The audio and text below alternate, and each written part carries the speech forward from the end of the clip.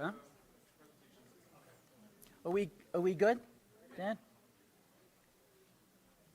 Dan, are we good? Okay. I'd like to call the meeting to order. It's the June monthly board meeting.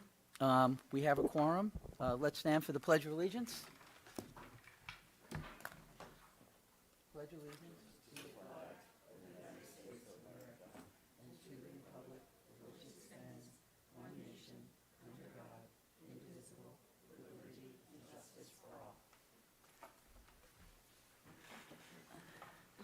Thank you and welcome everyone.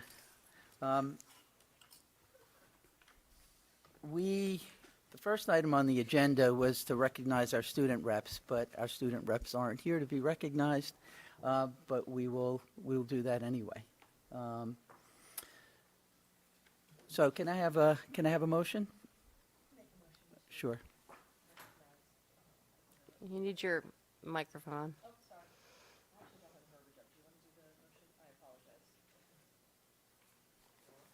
I make a motion to recognize the student reps from Weston High School. That's good. Can I have a second? Second. I wish they were here for us to actually really recognize them and tell them what, how much value added really they added to our meeting and their their passion around public service this year was really something that we should all be proud of. But hopefully they'll hear this on the tape, which I doubt they will actually go to. If I may, also- Dr. Pesco, the Yes. reason that they are not here is because there is a senior class trip, correct, Ms. Scavone? They were at Six Flags Yes, today. I'm told that they just arrived back a little while ago from the senior trip to Six Flags. So they were very much celebrating today, but we will make sure that they have an opportunity to see the recording after the meeting, because I agree with you, they've done a wonderful job. Yeah, I think if I may, Carly and Jake, thank you very much for your service. Your report was always a highlight of our meeting. I think you brought a lot of knowledge and insight into what's important to the students, and that's one of the most important things that we hear. So, Carly and Jake Rutsky, thank you very much. I also want to just mention that last night I had the great benefit of being able to present some awards at the senior awards event, and I think they were up at the podium 4 or 5 times receiving awards, but I got the great pleasure of presenting them with a very special CABE award at the end from the board, and they both received it. And it was very special, and they were very deserving of it, as is exemplified by all of their time here and their years at the school. All in favor? All right. All opposed? Okay, motion passes. We have a couple of housekeeping items, a bunch of, actually 3 sets of minutes to approve. Can I have some motions for the first? Move that the Weston Board of Education approve the May 16, 2022 Board of Education meeting minutes. Can I have a second? Any comments, edits? Nope. All in favor? All opposed? Okay, motion passes. Second set? Yes. Move that the Weston Board of Education approve the May 16, 2022 Weston Board of Education executive meeting minutes. Can I have a second? All in favor? All opposed? Okay, motion passes. And the third? Move that the Weston Board of Education approve the meeting minutes from the June 6, 2022 semi-annual recognition meeting. Second? Thank you. Any comments? Nope. All in favor? All opposed? Okay, motion passes. Next item on the agenda is public comments. If anyone in the public wishes to comment, just step up to the podium, state your name and your street. And tonight you have as much time as you'd like.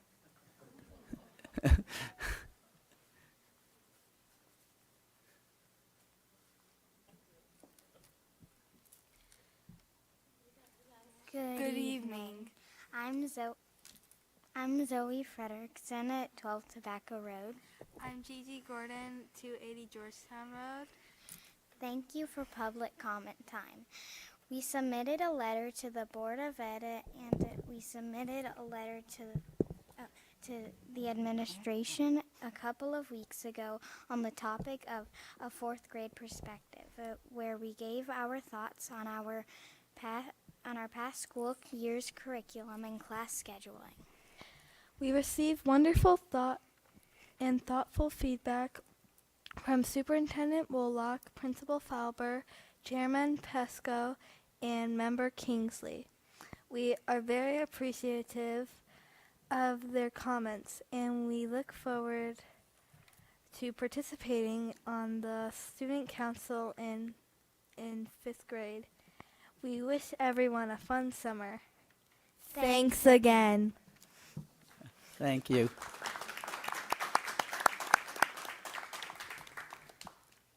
I think tonight we're going to break one of our rules and actually comment on public comment. Well, thank you. I loved your letter, and you made some really great suggestions, and hopefully the administration could follow up on some of those great ideas that you had. I agree. I responded back not directly to you, but to one of your parents, saying what a wonderful job the letter was. It took a lot of courage to write that letter, but you know what? None of us have a recent fourth grade perspective, and so it's super important that you share that perspective with us so we can make sure that the schools that you attend are the best that they can be, both from our perspective and from yours. So thank you for doing that. I also want to say I'm sorry that the school reps aren't here tonight. They're seniors. They're graduating. They're heading off to college. And because they're in student government, they, as seniors, sat at this table for every single one of our board meetings and acted as leaders and liaisons between connecting what they thought about should happen in school and what we thought should happen in school. And so if you see yourselves on that road for when you're a senior, that's what's ahead. And I also wondered if, after everyone's commented, if you would like a picture up here, right here in the middle, with all of the board behind you. Okay. Is that okay, boss? Sure. Okay. What's that? What's that? Yeah, sure. Come on.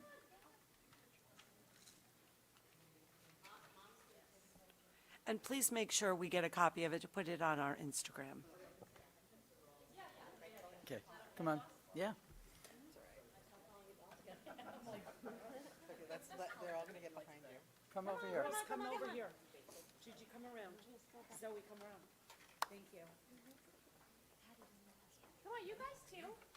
You guys too. You're like, come on. Yeah. I think it'd be nice if you're in the center. In the center. There you go. Very nice. Yeah, come on, everybody. This is the group that Come on, Mike, we let's go. listen to you. No hiding in Get the back, back here, Mike. you're Come too on. far. She's bossy. Wait, isn't Patty, she, why guys? don't you come up? Yeah, come on, You you were the one guys. that met with them. Come on, look, there's a spot right here. Yes, exactly. And that guy over there in the corner should come. You're perfect, yeah. You're shorter than me, so we're good. Awesome. Thanks, you guys. Thank you. Good job, guys. Good job. Bravo, bravo.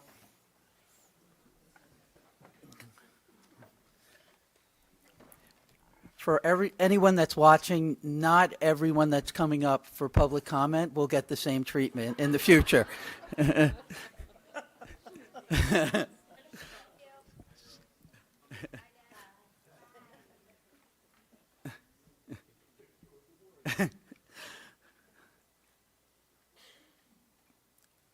Okay, some new business. Lisa, you're up. Consent Consent agenda, agendas, yeah. yes. I'd like to draw your attention to our consent agenda that we put together, Ms. Kavanaugh and I would ask that you recognize and accept this consent agenda as presented, and I will briefly go through it. Yep. We have 2 new hires that will be joining us this next school year. Sarah Bude, who is a Spanish teacher at Weston Middle School, replacing Craig Moody, who resigned earlier this year. We have Solomar Goodall, who will be the administrative assistant at the intermediate school, and Ms. Fauber is smiling back there. She will be starting at the end of August, but she's already had a few transition days before Lisa Russo leaves for a well-deserved retirement.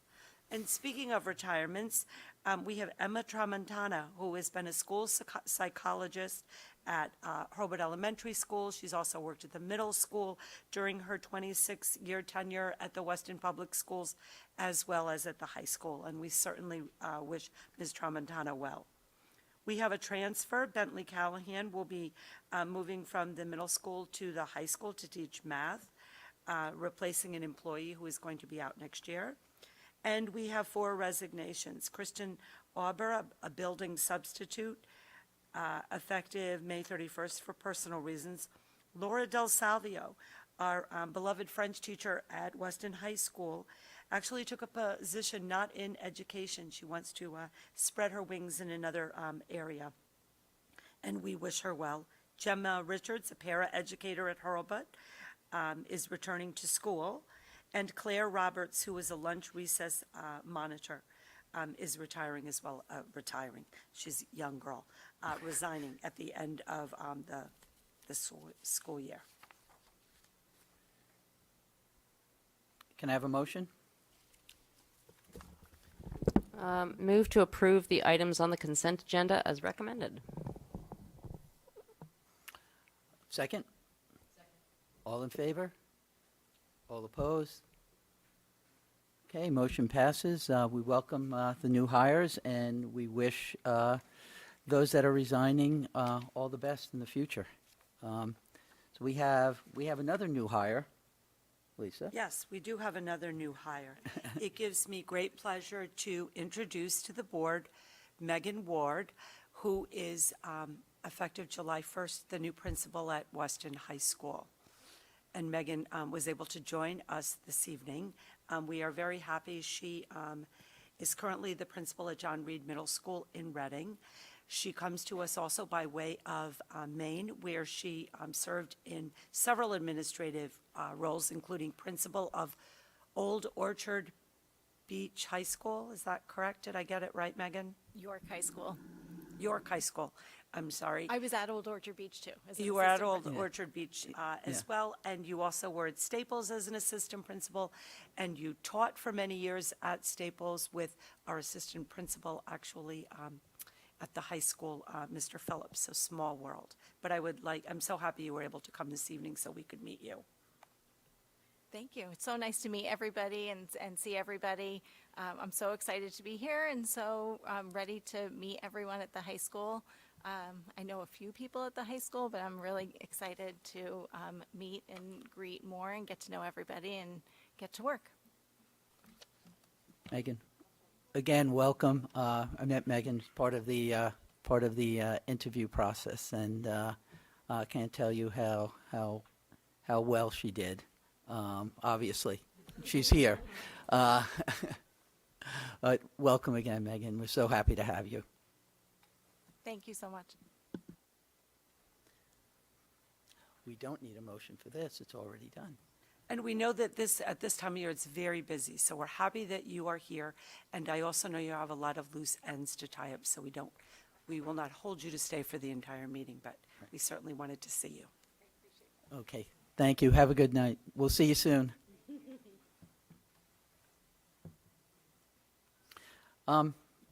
Next up, we have Chief Henyon, who's here to talk about safety and security. The one thing I need to say before Chief Henyon comes on is that there's certain things that we can talk about in public related to safety and security, and there's certain specifics around our safety and security procedures that we can't talk about in public. if the board members really want to go in more in depth, we can always schedule an executive session at some point in the future. All right, so just keep that in mind as Chief Henyon goes through his portion of the presentation this evening. And I'd like to draw attention just to a couple of things on our website. We're trying to feature our website so that the public knows where these things are located. And if you look here on the front page of the website, there is an icon that says safety and security, and that is the document that the chief and others on the administrative team will be referencing. Chief Henyon? Yes, thank you. Thanks for having me tonight. Appreciate the time. I welcome any questions you have. Like Dr. Pashko said, there are things that are public that we do for safety and security around the schools in the district, and there are things that are not public. So we can discuss all the public-facing things that we do. At the end of May, we put together there's a collaboration between the superintendent's office, her staff, fire, police, and EMS, the document that's on now the website. It gives a lot of the public-facing security measures that we do.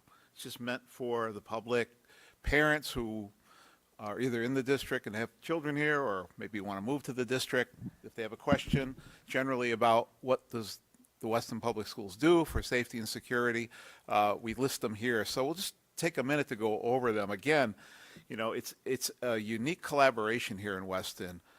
We have a great working relationship with the Weston Public Schools. Any of you who've heard me speak before, you'll know my captain, Captain Brodacki, he is passionate about this, as I am. He supervises the school resource officers that you have here. He couldn't be here tonight. He found out his daughter was in a moving up ceremony, which nobody told him about until today, much to his chagrin, at 6:30. So he was torn. I said, stay with your daughter and send her off to middle school. So, but he is very passionate, as I am, about school and school safety here in Weston. The first bullet point, you know, we really benefit by geography here in Weston. All our schools are in one line. They call it the mile. We used to call it the mile of safety. We call it the campus security safety officer now. But we have all the schools in a row. That's very unusual around Connecticut. Most of them, I came from a background in the state police. I worked in North Canaan. Some of our schools were 25 miles apart, which, you know, is not the greatest situation for security. And we benefit, the fire, police, and EMS are literally adjacent to the school property. I look out my window every day at the hurlbutt and watch the kids play. So we benefit by that. I mean, that's just luck and geography. The district has two full-time school resource officers. That's also unusual for a police department my size. I have 15 sworn full-time officers plus the captain and the chief. That's unusual.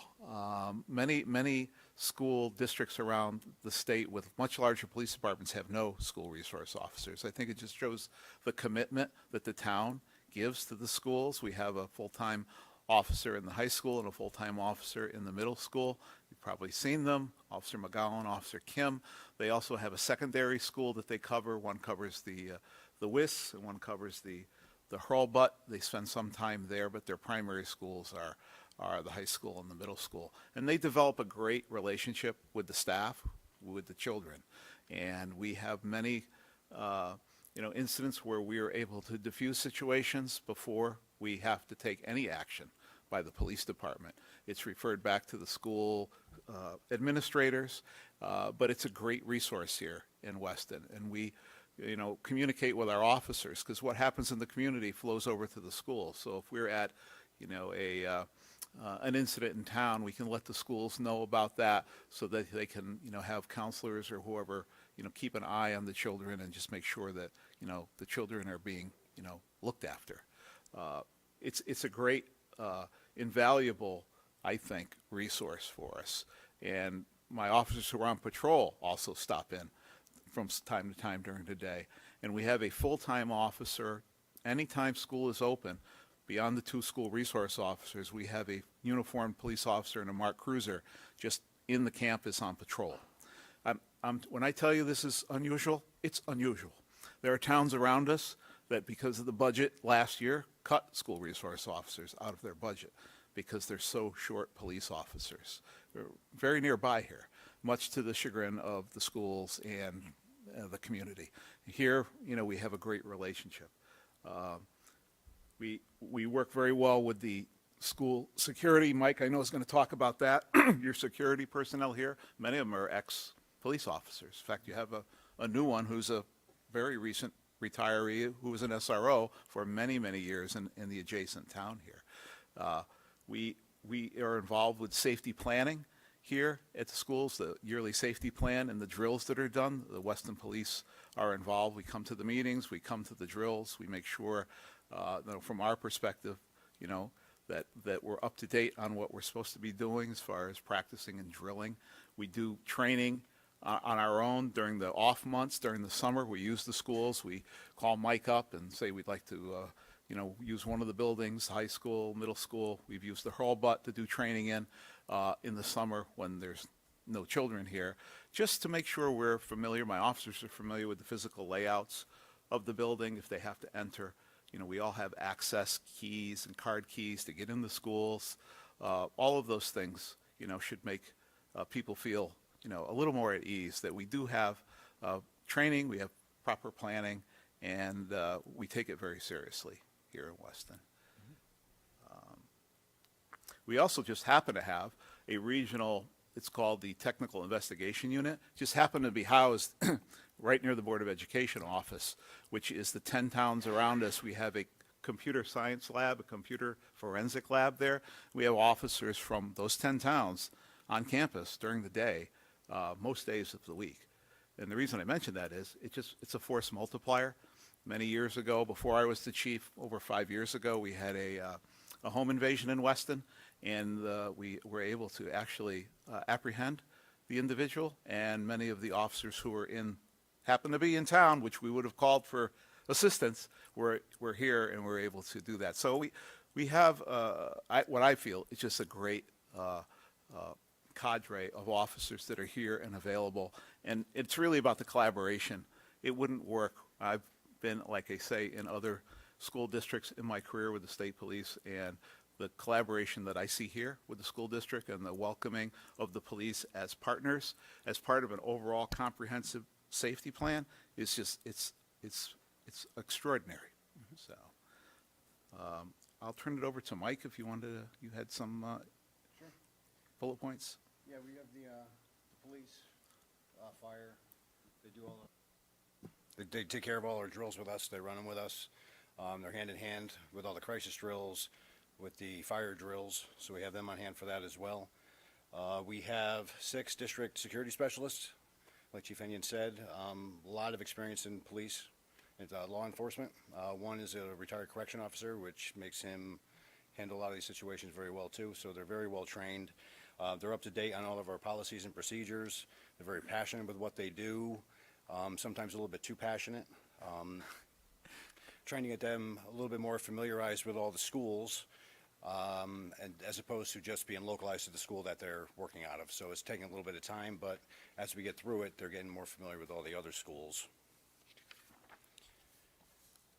Also in the schools, we have a mass notification system for any kind of crisis, any emergency that could come up. We have cameras, interior, exterior, throughout all the buildings. Very, very few dead spots, which we'll probably start working on in the days to come, years to come.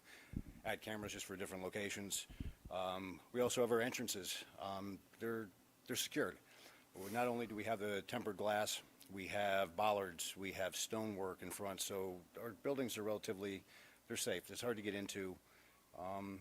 And staff, again, with the security, they're inside, outside, they're walking the grounds, so we're very secure in Weston with our staff.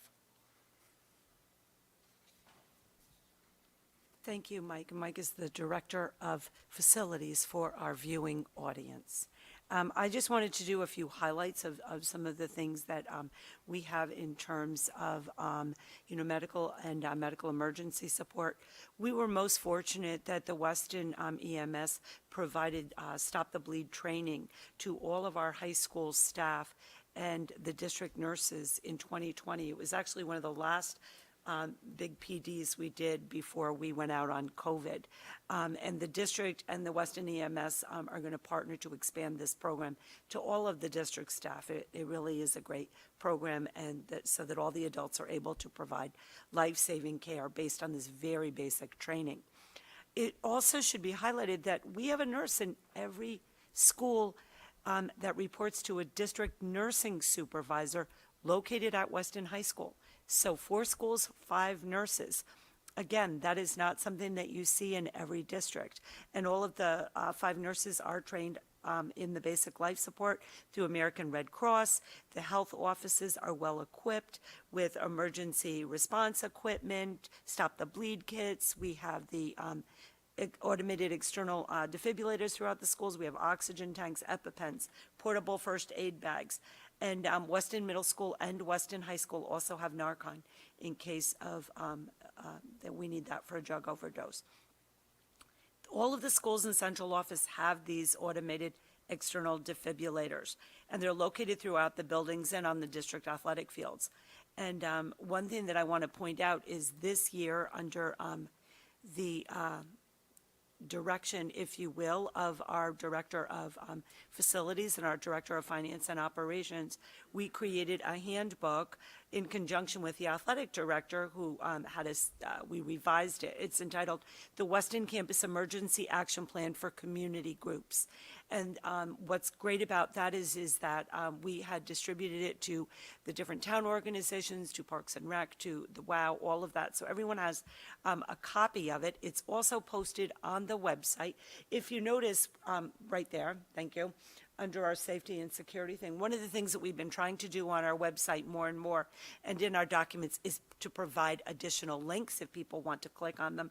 But this action plan then indicates to people that use our facilities, where are these defibrillators? What does the map of the school look? What are instructions that we should follow on different things? And you can see the categories there. It's all listed there.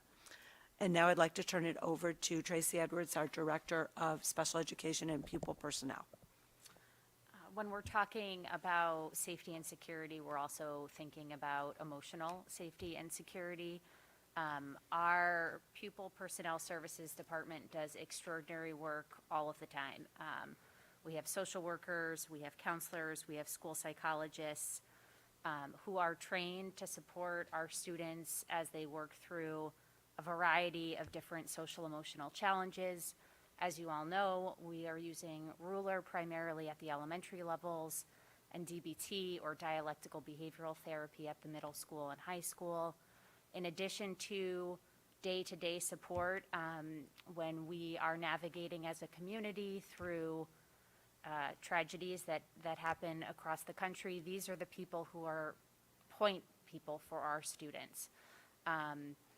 The recent tragedy in Texas, I think our students navigated through in different ways, and these were their go-to trusted adults when they felt like it was a lot to manage emotionally. So they've done extraordinary work in a variety of circumstances, and I think this is just another example.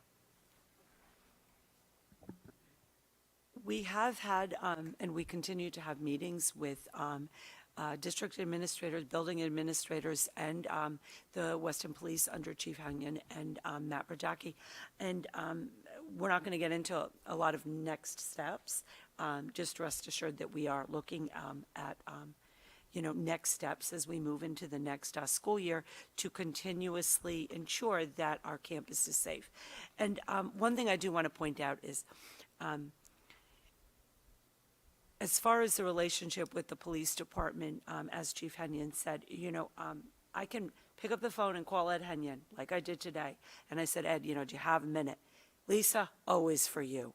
Now, he's a busy guy, but he always makes a point, as does Matt Brodacki and the SROs, to always answer or get right back to us. And we really do appreciate that, because it's very, reassuring to know that we have that immediate pipeline. So thank you, Chief.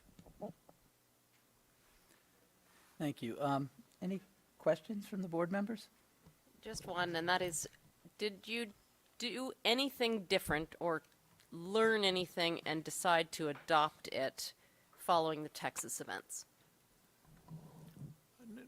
This is continual. Any emergency plans, they're no good if you don't look at them constantly, which is what we do, which I'm happy to report to you. So there's nothing we changed since the Texas shooting, but every time there's an incident around the country, I study it, I look at it.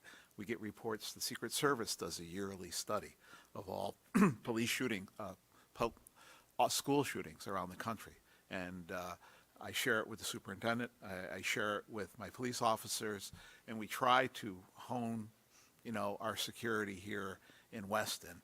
And the good news is, I think maybe other police departments around the country, and even other districts, maybe even here in Connecticut, probably had to revisit what they're doing for security. I am very confident that we are doing the best we can. It wasn't a knee-jerk reaction where I said, "Oh my goodness, we need to do something different." Some of the measures we talked about today, making sure the doors are locked, a visitor system in the schools, just simple things like that we already have in place. The alertus system that we have here, where a child can pull, and it instantly comes to the dispatch center and over, actually right outside my office and my police officers. And those type of things we've had for years here. That's why I say it's just so important to have that constant collaboration with the schools. And we're not shy. Sometimes maybe they don't want to hear from us, the administration, as much as they do. But we think about it all the time. I mean, it's what we do in Weston.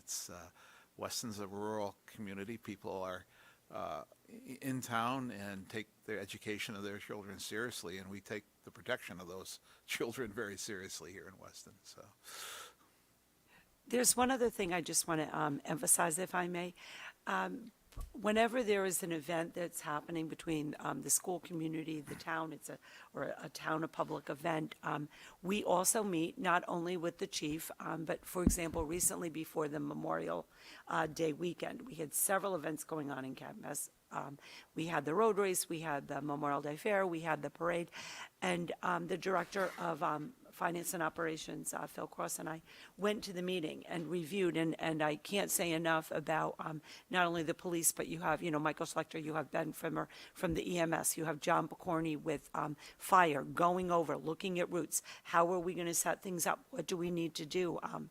And we did that before Memorial Day, and we already have had conversations. I know both Mr. Joke and Ms. Scavone have had conversations, again, regarding the moving up, regarding the high school graduation, the number of police officers, security, EMS, all of that, to really ensure that that our community is safe. yeah, and if I can just add, I probably over-communicate. I probably call Lisa more than she wants me to call her. But the unfortunate shooting in Texas, I called her on the cell phone, as soon as I heard it through my police contacts. Yeah. Just so she knows, not that I needed her to do anything, but she needs to communicate, to the board and the parents of, accurate information, because information gets out that's not accurate. Everything, and- and yeah. we stepped up just for, people's comfort level, even though we have the officers that I described. I had my patrol officers out for that whole next week. I stood with Phil in the bus loop and the dismissal and drop-off loop at Hurlbut. I think it did help the parents and the staff, because don't forget the staff, they're just as worried too about, these incidents that happen around the country. I think when we respond like that, I think it's helpful. It's not the answer to everything, but I think it's just helpful to calm everybody down. But the communication, calling Lisa, she hadn't heard, and she wouldn't hear. She's doing it was late in the afternoon, she's doing her superintendent business over here, and I called her on her cell phone and, let her know, and then it just unfolded. Please call any time. Yeah. Okay? Never too much. And it's true, I did not know, because I was busy, and then we Were on your immediately. golf cart? Can make sure, no, I wasn't in the You- golf cart. you were on your golf I cart? was in my office, I think I was talking to Dr. Carr, and he called me immediately. But those are the things that when we know, we can be that much more reassured, also to the public, and then prepare ourselves, as Tracy said, because, then the next day at school, we have anxious youngsters, and we have concerned staff, and I can't say enough about the building administrators reassuring they're in the front lines with these kinds of things. So, thank you. Call anytime. I have a big enough voice. I agree with you 100% that, people move to Weston for the schools, and having the police department focus so heavily on the safety of our schools is just a testament to what Weston's about. And you sometimes hear people complain they're not enforcing stop signs, they're not enforcing speeding. If I had to pick on a day-to-day basis what your officer is focused on, it would be the safety in our schools. So I think my statement is simply, I 100% back what you're doing with the resources, and I'll take police officers on the campus any day over sitting at a stop sign. Yeah. Well, we do that on campus, too. We had a little blitz recently. We had some wayward children driving poorly on the campus, and they were surprised to see 4 of my officers out there one day around dismissal time. So we do both. Have you ever radar that golf cart? Because I've seen it go on the side of Yeah. the walkway, and I'm not so sure. I got to it's look up supposed- the law on that golf cart. I have reviewed the laws for the golf cart. Not a question, but just a statement. In the curriculum meeting last week, we had asked about the emotional safety of the kids and how they were doing. And I just wanted to share, so if you haven't had a chance to watch that meeting yet, Dr. Kra and Ms. Edwards gave a really proactive approach of the crisis management team and the preparation they had in order for the students to come to school and the faculty to be safe. And it was thought of and planned and coordinated, and that was felt really good to hear that much work goes into it, and it's not just a reactionary thing when something's seen, but the preparation after an event happens. So, thank you.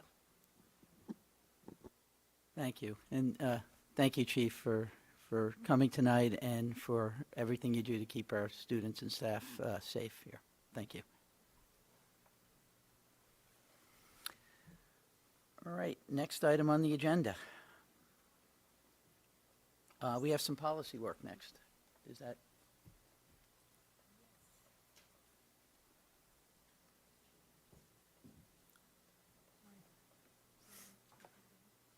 What's that? Yeah, no, Chief is perfectly,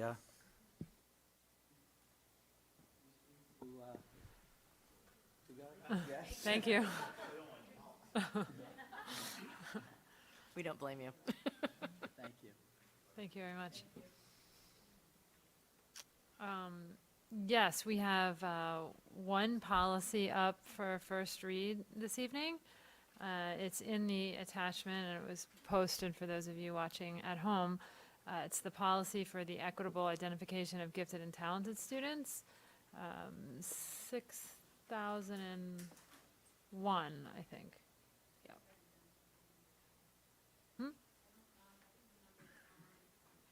Yeah, I think it's 6001. I'll look.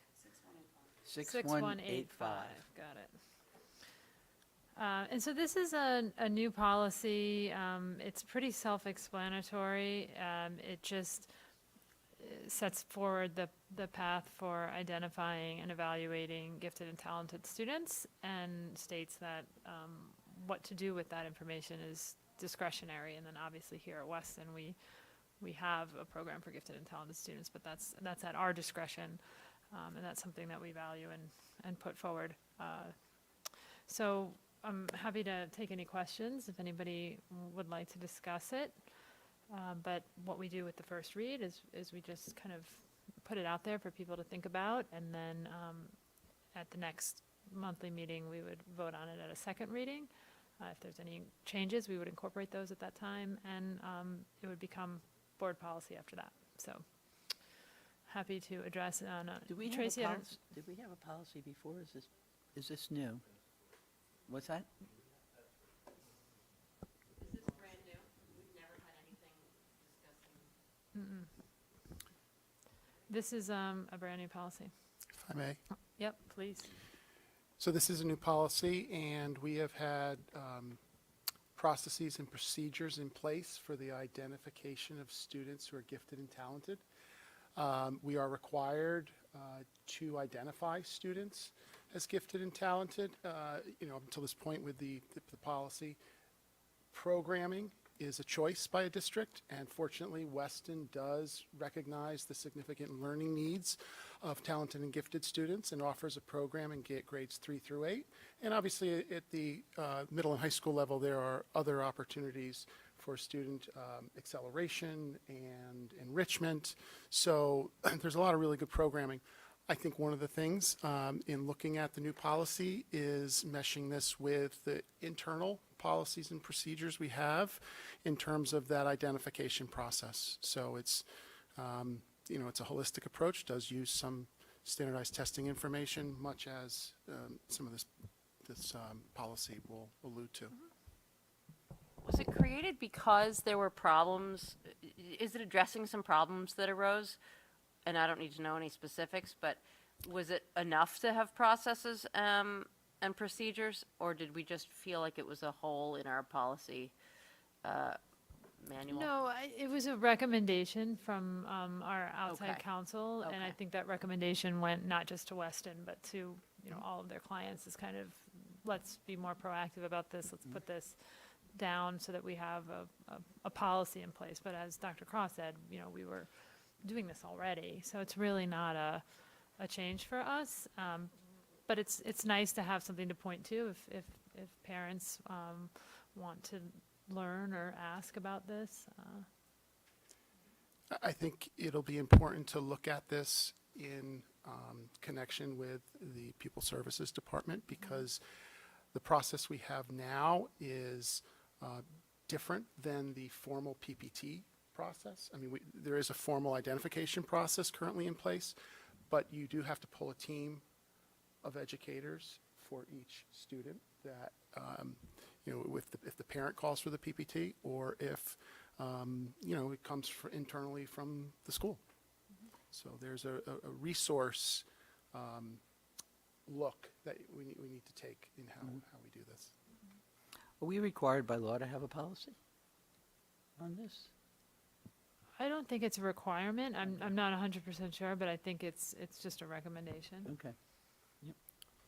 Can you just clarify, I get hung up on the word equitable because I don't really see anything in the policy that talks about what we typically hear the word equitable today. Is this more of a process policy? Like, in other words, rather than it being, it seems like to date, students are identified through teachers and are referred, right, for the program, and there's no Testing as well. okay, but it's arguably somewhat subjective. The referrals come in either through the school, teachers, or the families, and the data there is objective data, as well as additional information that's brought to bear from the family, from the teachers. So it is comprehensive. I think in terms of equitable, maybe that's more of a legal term. In relation to what? Right. Right. I'm hung up on the word equitable rather than just process or. I think the idea is we're required to identify students who are talented and gifted, have, processes in place. This policy is another way to get at that. But it's important that, we look, whether that's coming from the families or coming from teachers, that we capture those students so that they, have those learning needs addressed. So I don't know if Tracy wants to and add. I do stand corrected. It is a requirement that we have a policy in place. So that's why it was recommended from our outside counsel. It was also recommended in general for all districts. So there are updates. We did not have a policy, you're right, but there are updates for districts that did previously have policy to refine the process.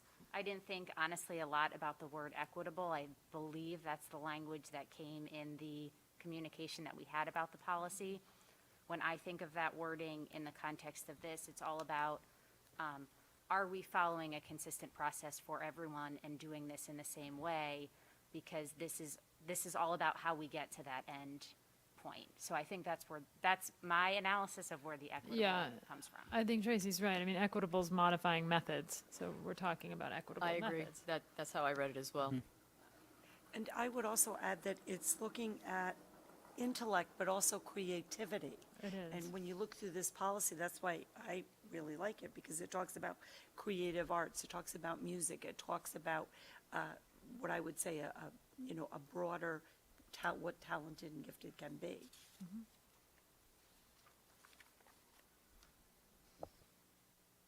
Okay, I think we'll have more on the second read then. We will. Okay, great. The next item on the agenda is the regular meeting calendar for the board for next year.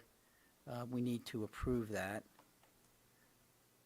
Let me just bring that up. So this is a tentative schedule that Here it is. actually my executive assistant, Jody Saketa, mirrored after the other one. You'll notice that we have added the 2 semi-annual recognitions that are always so nice in person. We just had one last week. These are the proposed dates, and then we added also that additional in-person meeting dates would be TBD. I don't know if you wish to talk about that. Yeah,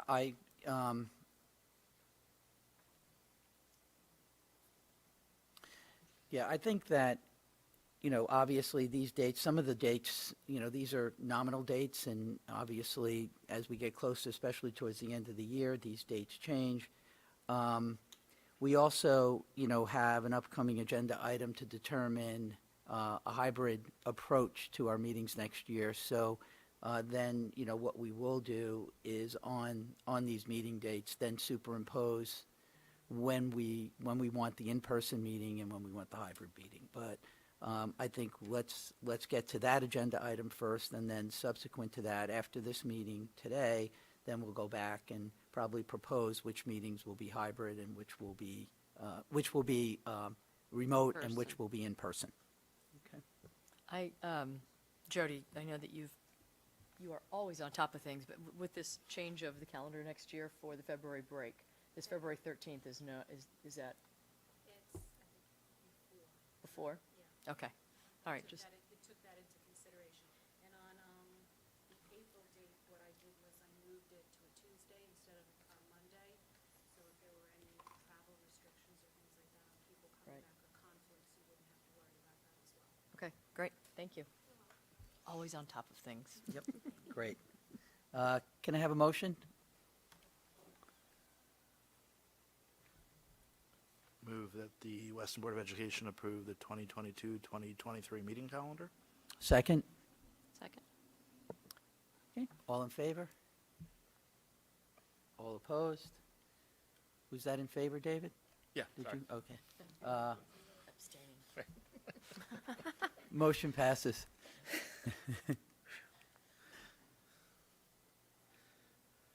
Next item on the agenda is discussion and vote on adoption of kindergarten math program. Okay, all right. And you have in the board book posted the textbook adoption form. It's really, we're talking about resources for kindergarten, new resources. We currently have had Math and Focus in place for a number of years. And, we've seen in recent years new resources come on the market. And we were taking a really close look this year at a program called Methodology, building on the Singapore math approach. We had a robust discussion at the curriculum committee meeting recently, and we had Kelly Del Vecchio, our K2 math CIL, talk about the process for piloting, the positive response that we saw with students, with teachers. We had 2 of the teachers, the grade level, pilot the program, and then we had teachers coming in and watching and comparing, the program to where we are now and where we would see this program taking us. And the recommendation is to move to methodology. And there's some real key factors. There's a presentation that the curriculum committee would be helpful if people are interested to go to that, because I think it's very comprehensive. The program still follows the concrete pictorial abstract approach of learning at that level, but one of the keys is that it's more developmentally appropriate in terms of, and some people might think, well, developmentally appropriate is that slow. No, it's actually, instead of the current approach where you're looking at maybe one number at a time, you're looking at numbers 1 through 10 all together. And I think one that's more engaging approach, according to the teachers, than they currently have. Here's just a couple things the teachers were saying. The program's student-centered. They like the online teacher resources. Those seem to evolve over time. They like those better with a less structured workbook. Math and Focus has more workbook involved. They like the guiding questions, and they think that in terms of reaching all students, it's really good at getting at all learners and the differentiation purposes. A lot of talk they're seeing among students with the math, and that's always good. We want to hear them expressing their thinking, and that's where the teachers are guiding discussion. So, within the adoption form, you can see that very purposeful, very thoughtful, year-long process. And in terms of the cost, it's very much comparable to the expenses we currently have with Math and Focus. And if you look at it over the course of generally subscriptions are over a 6-year period with the program. It's right in line with what we've been spending. A little more upfront to get started. Some of the startup costs. I assume this has been through curriculum? Yeah, okay. One of the other things we talked about was for the kindergarten teachers, this is going to be the big initiative that they're going to do this year. So it wouldn't be on top of training for a lot of other things. So this would be their focus. Yeah, and it continues with the district focus on math. Yeah. All right, can I have a motion? Oh, yeah, go ahead. Yeah, sorry. What was the, what made us choose to go with methodology? What made us step away from Math and Focus?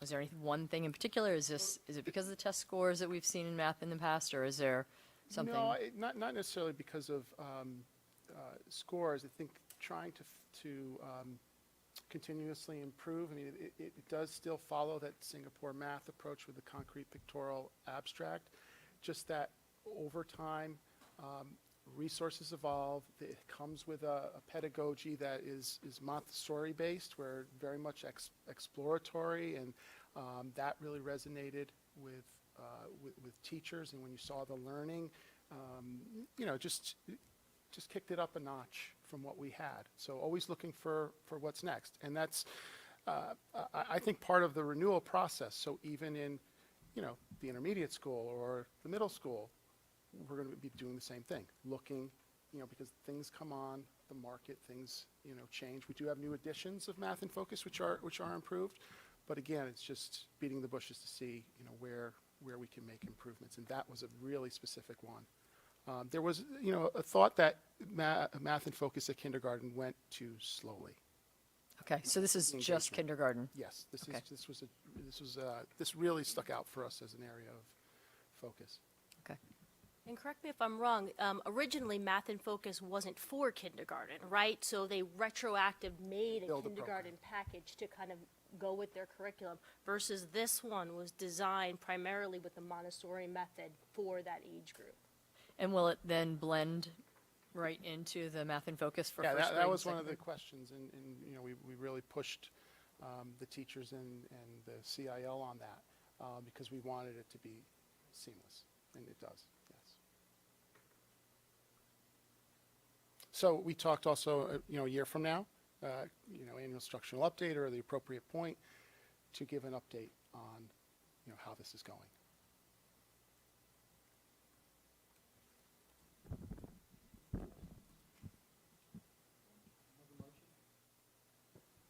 move that the Weston Board of Education approve the new text and resources as recommended. You have a second? A second. Thanks, Taffy. All in favor? All opposed? Okay, motion passes. All right, next item is discussion and vote on remote and in-person meeting schedule for Weston Board of Education meetings. Now, we don't have a meeting schedule. We've already, here, we've already approved the meeting schedule. Now, I will call upon the chair of the Communication Committee to remind us of how we're going to do this next year. All right. So at one of our communication meetings and at the last Board of Ed meeting, we talked about going with a hybrid remote and in-person Board of Ed meeting. What we were talking about doing was scheduling one meeting per calendar quarter in person. The other two meetings would be fully remote. And by having a known date for the in-person, things that need to be scheduled or agenda items that are best handled in person would be scheduled on those dates. Yeah, and we think the Communications Committee thinks that we will have a much better opportunity to reach people by being remote than in person. I know I received a couple of emails from people saying that it's hard for them to get to the 7 o'clock meeting. It's hard for them to arrive in time for public comment. What happened during the meeting? So I think that it's a win-win. And also based upon if we can turn the camera around to show our rather large audience in person. She's kidding, by the way. Totally kidding. There's no one here. I think that it just makes sense as far as reach is concerned. We, of course, appreciate the fact that a lot of people are watching this online and will watch it later on. But, there's no need for, the quality of the presentation is actually better when we can do it over Zoom if people are actually watching it online than if they're in person. But of course, we understand the importance, and we feel it's important to make sure that we're in person as well. We have a variety of different meetings that have things that need to be discussed in person. So, Yeah. yeah. No, I think that makes sense. I mean, does everyone agree? I mean, I would not. I think we should vote on the hybrid approach and have it once, one in person a quarter. But I would then have superintendent, kind of look at the cadence of the topics to determine which one of those dates are best in person, because we do have a regular cadence of topics, and some are better done in person and some may be better done in. That may not be able to be put off for 3 weeks, Right, so for let's- 2 months. Right, so I that's think right. that directionally that makes a lot of sense, but I think I would find it hard at this meeting to put an asterisk on which dates should be hybrid and in person. I think we should probably vote on that as a direction we want to go in, which is, a meeting a quarter in person, and then work on the schedule and come back at the next public meeting, which is probably going to be the first meeting of the year, of the school year, and basically, or at one of our special meetings, and then kind of solidify that schedule with the asterisks around those dates that are going to be in person versus hybrid, right? Yeah, and maybe the Communications Committee can take the lead on kind of Yeah, that thinking makes, that through a little bit. that makes 'Cause a lot of sense. Yeah, maybe we vote on that, and then maybe you take it back to communications and say, okay, this makes the most sense in terms of which one should be in person and which one should Because, be. yeah, because I struggle when I think about, what meetings historically we've had the most attendance at and people are most concerned about. I would say enrollment and, the annual instructional update, but then I think about those, and those are also the most presentation intensive. So it's, I really struggle. And hybrid and remote is almost better for presentation intensive. But I wouldn't you think it's say? also, those are the meetings where people want to engage the most too. So you know, I challenge you. I don't know how to help you, but I challenge the committee to think that through and maybe come up with a recommendation, because I want to do what's best for the public. Yeah, I think that what we'll do from a scheduling perspective is there's probably meetings or top agenda items that fall at a certain time of year. And those are going to be the controlling factor if participation and presentation is best in person. And that would be the controlling factor.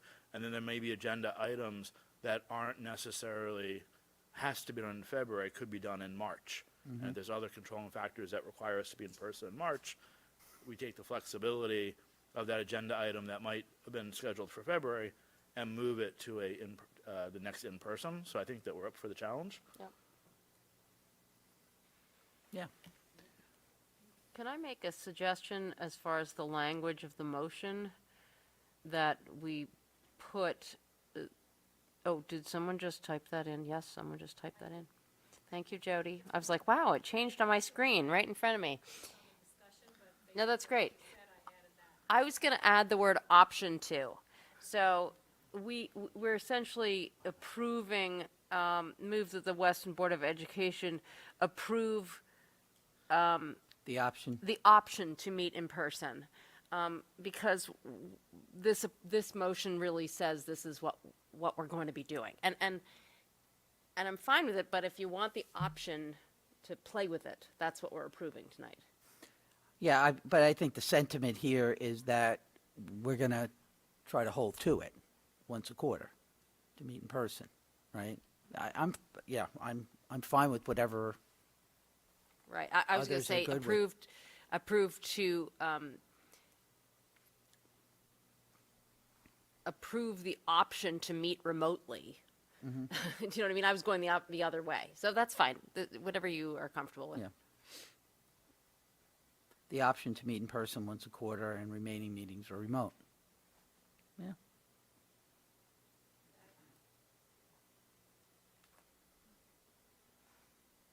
Is that all right? Yeah, this new board book thing, I don't know if it's new, Dan, but like it changes right in front of your eyes. Is that new or? That's pretty great. She's changing it right now. Yeah. No, it's. I had left it blank. It's like it's reading my mind. Right. Yeah, I was waiting for my screen to update. I Yeah. can hear it going in the background. I'm like, ooh, what is she messaging me? Yeah, I think that's fine. Yeah, I think it's I good. mean, we know what the spirit of it is. Yeah. And we have to probably be a little bit flexible, but the concept is we're going to Okay. meet twice remote and once in person Yeah. quarterly. Okay. All right. Let's have a motion. Move that the Weston Board of Education approve the option to meet in person once a quarter, and the remaining meetings are remote. Can I have a second? Yeah, I'd second that. Taffy, thank you. All in favor? All opposed? Okay, motion passes. District action plan. Yes, thank you. Given that this is, June, we had committed to going through our district action plan and doing updates. This is our spring update, and I will be calling on my colleagues that help put the plan together to make some comments. One thing that I wanted to point out is, so this action plan, and we're going off the one on the website. There is the one that is posted, but we were working on right up until the meeting tonight to, if you notice, especially like it's this goal presentation in the first one, annual instructional update. One of the things we have tried to do in this spring update is put as many links as we possibly can throughout the document, because often people will see it and say like, okay, well, that's good, we see these different things, but what does it mean? And so we've been trying to link other presentations. There are some very rich presentations that take place in policy, for example, in curriculum, just the one on methodology. June Coriano linked, so I want to thank upfront Andrew Galley and June and Jody Saketa, who have gone through and put a lot of links in to make it more user-friendly. The other thing that what I want to do when we go through this is just to do a couple of highlights now that we're at the end of the year, and then areas of focus for the upcoming year. Now, we're going to be starting with our goals on math and reading with Dr. Craw. And we need to say up front, we do not have all of the scores.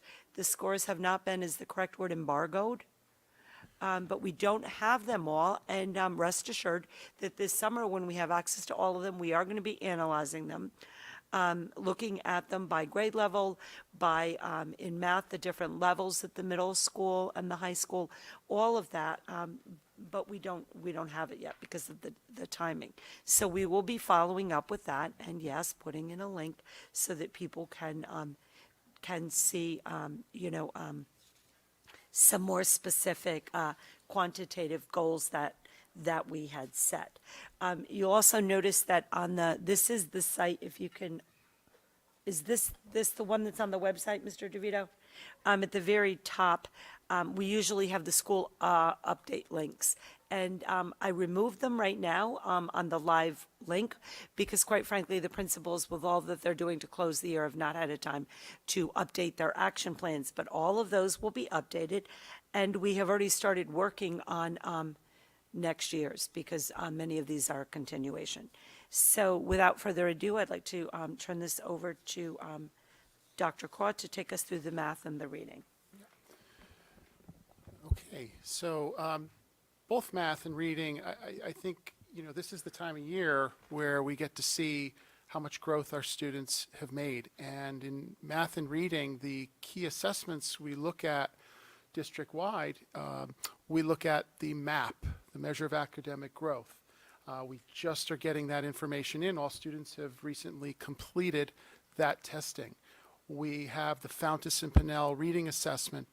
That has been completed by teachers. Dan is just bringing that into Tableau for analysis at the district and school level. And then the SBA information is going to start coming in so that we can look at information by grade level and by classroom and look at, how does that all triangulate, looking at all those assessments together. And, just Dan and I today, broad brush strokes, looking at the map as he started to bring it in.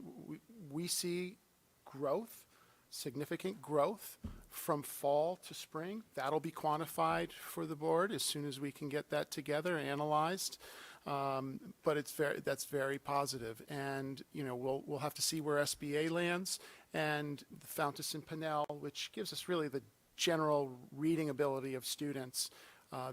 That's another key indicator. So those indicators, looking against our goals, we were looking at achievement on MAP, 61st percentile and higher, reaching a certain percentage of students. And in addition to that, there's an SBA goal. But I think we can also bring to you growth information. So looking fall to spring, what percentage of our students met their growth target? And that's what we were taking a peek at today, and I think that's going to be very positive. So proof will be in the pudding. You'll see that as soon as we can get that together. I tend to believe the state, it's around, the earliest would be if I go back to 2019, the end of June, but then they also embargo information before they make it public. So that we could present, at Board of Ed meetings and look across districts. So we'll have our information sooner and be able to look at that internally before we will know what information we have on other districts. I just would ask that, or suggest that it be really clearly aligned to the targets you set for yourself at the beginning of the year. Yeah, right? The 75%, above, Yeah, I think simple meet or charts. exceed, et cetera. Yeah, I just think it's Simple good to charts, right. just check back and see if we got there, which I'm pretty sure we did. Yeah, no, of course, that's our intention. And then to also add those links in and to present it at the board level. In looking towards next year, one of the things, Dr. Craw talked about the methodology, we're continuing with the walkthroughs, but we also have a tri-state visit, correct, Dr. Craw, that's been postponed?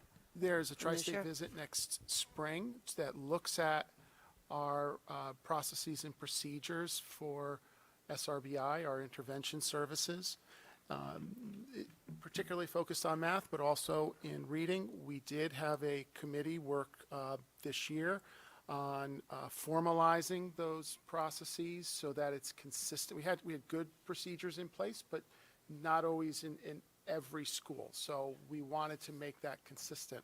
That handbook, I encourage you to take a look at that link. That was a lot of work this year, and now the key is communicating that out, making sure everybody knows their roles and responsibilities, and where we need to be more consistent.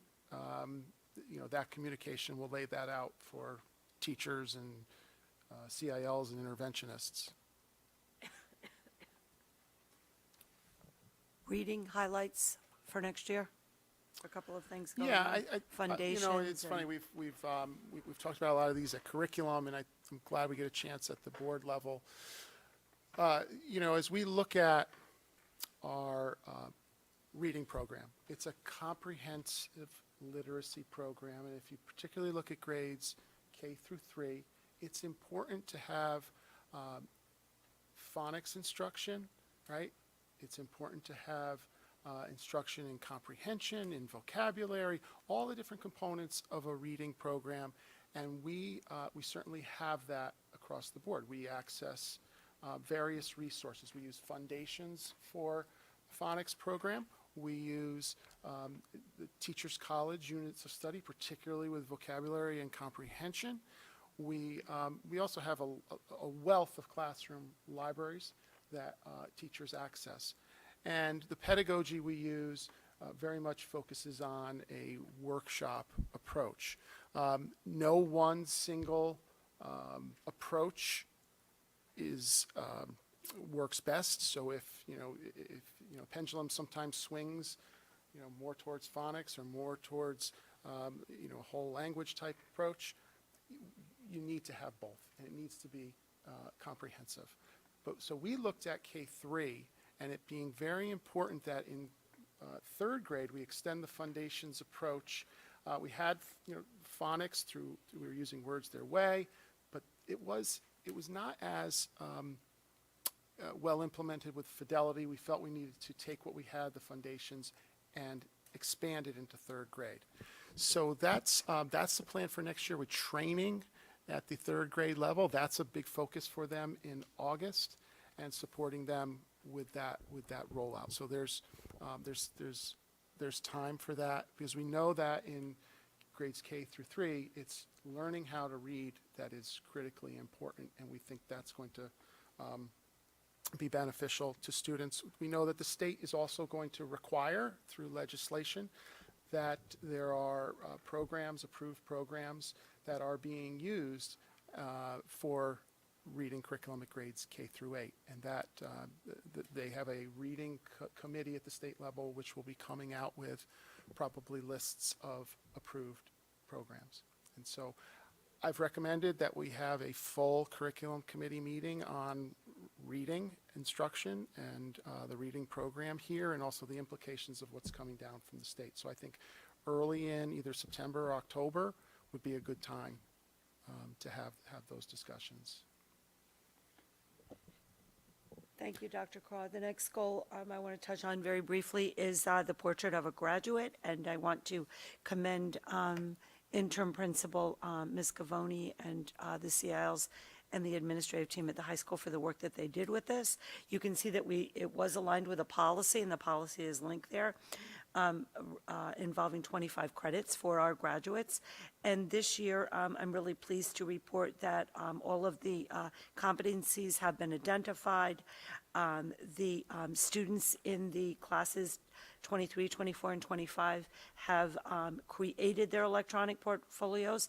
We have a filing system, and we created and shared with them. And now the work really begins this summer, where there's rubric and evaluation development, as well as the identification and design of very specific assessments. And that work will continue into the next year to link the competencies with the assessments so that when our students leave Weston, that it is very clear that they have met all of the criteria involved in the portrait of a graduate. And we are really very excited about that. Ms. Scavone, I don't know if you have anything you'd like to add? Not to put you on the spot, but I know we have a great logo. Yes, we do. That is actually what I was going to add. So a lot of the work that you see that's reflected on the chart here has been sort of behind the scenes, if you will, as we really were crafting this thing with our core team and rolling it out to the staff. And the work ahead is really about how we make it face the public, if you will. So one of the key pieces of that was the graphic that our art teacher, Carla Volpe, has helped us work on. So we will have a very clear handbook early in the fall for the public to see that clearly lays out what the competencies are and how we expect students to move through this over their 4 years at Weston High School.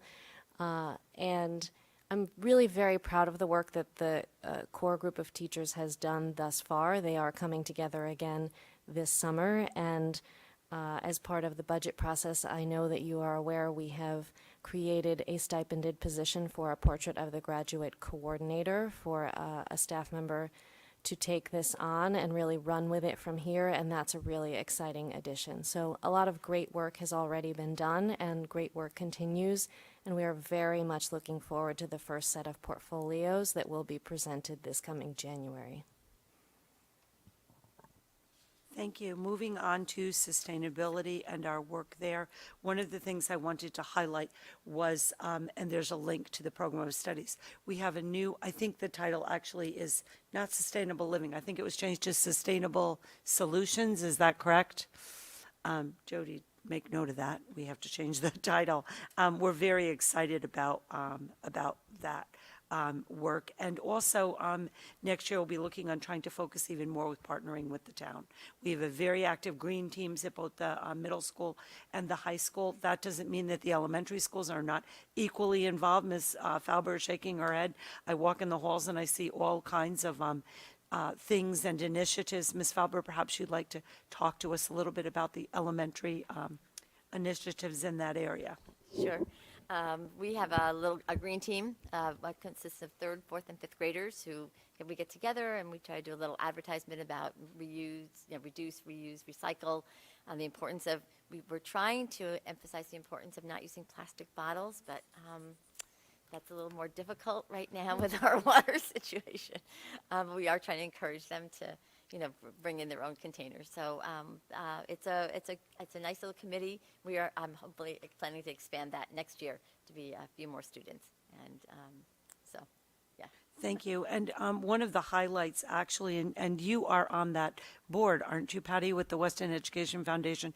We had 2 teachers receive innovation awards, one in the area of English language arts at the high school, Ms. Opedy. The other was with Mr. Aikenhead, correct, in the area of environmental science, sustainability, and all that. So it's kind of nice to see the overall partnership with the community with that area. And we clearly need to continue. Again, another push for a charging station at the front of Weston High School. Just something to consider for Select Woman Nestor. Thank you. Now we're moving to our healthy learning environment. The healthy learning environment, one of the main focuses was to do the survey, and the survey has been presented. You can see the links if you want to go in. They were very rich, but it's the whole idea of, and that's actually the language from the Board of Ed beliefs out of their retreat, about promoting the inclusive climate that honors the uniqueness of every individual, independent of race, skin color, religion, disability, gender identity, sexual orientation, or other perceived differences.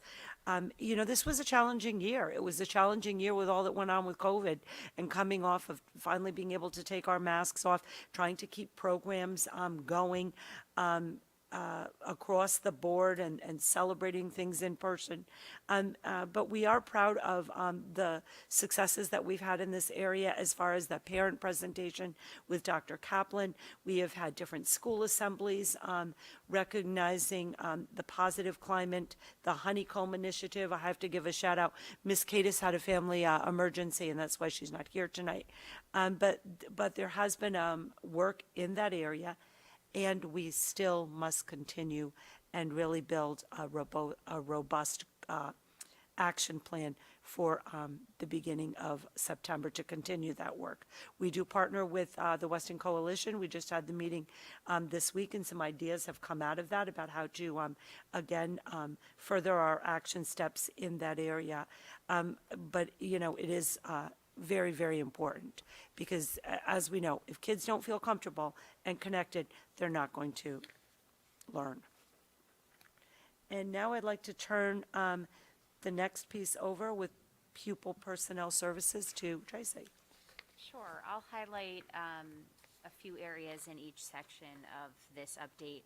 The first goal is around social emotional learning support for students in pre-K through grade 12. We've talked a lot about Ruler and DBT.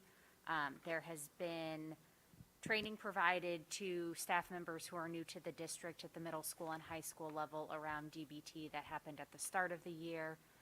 We will continue to do that as we onboard new staff. It's important that they're comfortable and familiar with the language and the strategies being used.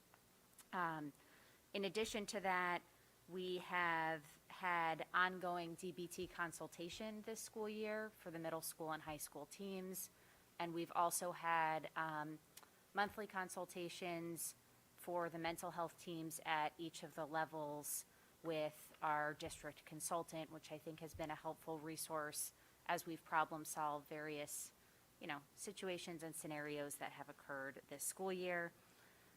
Ken spoke about the SRBI process, which was completed for math and reading. That will be a focus for us from a social emotional perspective next school year. We have talked so much about the Alternative Pathways program, but I feel like I could talk about that any day and all the time. I think it's just been such a highlight for this school year. When I think back to last year and the conversations that were happening and the high school really saying, we want to own this, we can do this, we can make it better. And that team delivered, from the administrators to our new social worker in that program, to the curriculum and instructional leaders who really took a seed of an idea and expanded on it. And we have students who are engaged and productive and feeling really good about what's been accomplished this year. So hats off to everyone involved in that program, and we're very excited to not only continue it, but also expand it next school year. I'll go into special education. We've talked a lot about reading and math. Our special education students are very much a part of that. We are monitoring performance closely in conjunction with IEP goals and objectives. We talk a lot about growth, and we look very closely at that data on an individual level to make sure that our students are continuing to move forward. We've also done a tremendous amount of work around transition. And when I say transition, I'm talking about all sorts of transitions. So we have students transitioning into district from birth to 3. We have students transitioning between buildings in the district, going from HES to WIS, et cetera. We also have students who are transitioning to life beyond high school. We are continuing to refine our process of transitioning students, especially between buildings within district. It is an enormous amount of work. It involves, for some of our students, multiple visits to their new school. It involves service providers coming from the school they're transitioning to and visiting them in their current school, and vice versa. We also were very fortunate to hire a new transition coordinator this year who has been an outstanding addition to our team. He's been working very closely with parents He took the lead in helping me to organize a transition event in December. He's expanding our capacity with transition assessments for students that those are applicable for. And he's also introduced futures meetings, which for some of our students with more intensive needs, those meetings are designed to think a lot about what is our vision for that student well beyond high school. We start with that end goal, and then we look at all of the steps that it takes to be able to get to that point. So that's been very well received. The last item related to, at least I think it's the last item, is our transition to CT SEDS. We are very rapidly approaching July 1st. All of our IEPs will transition to that new system. There's been a significant amount of training provided by the state. We're engaging in more training this summer. Staff will need to be trained during extended school year, and we'll also be looking ahead to late summer, early fall to be providing training and support to families as well. And then the last category is about processes and procedures district-wide. I believe very much that we need consistency building to building, as much as each school has their own unique identity and is designed to meet the needs of learners at that age group. We as a PPS special education department need to be working lockstep. I think we've made progress here, and I also think there's continued work that needs to be done. Thank you. And it should be noted that the focus of the admin retreat this year for the administrators is 2 of the 3 days is going to be around PPS, special education, social emotion, all that. We think it's well-timed. Technology, Mr. DeVito is behind us here because he has to operate the computer, but we're happy you're back there, and there's your nameplate. You're not on camera, though. Yeah, I set it up. I'm hiding. I like it. So, Thank you. So from a technology perspective, one of the main topics, and it's been spoken about plenty of times, is providing key data analytics for all stakeholders for the district.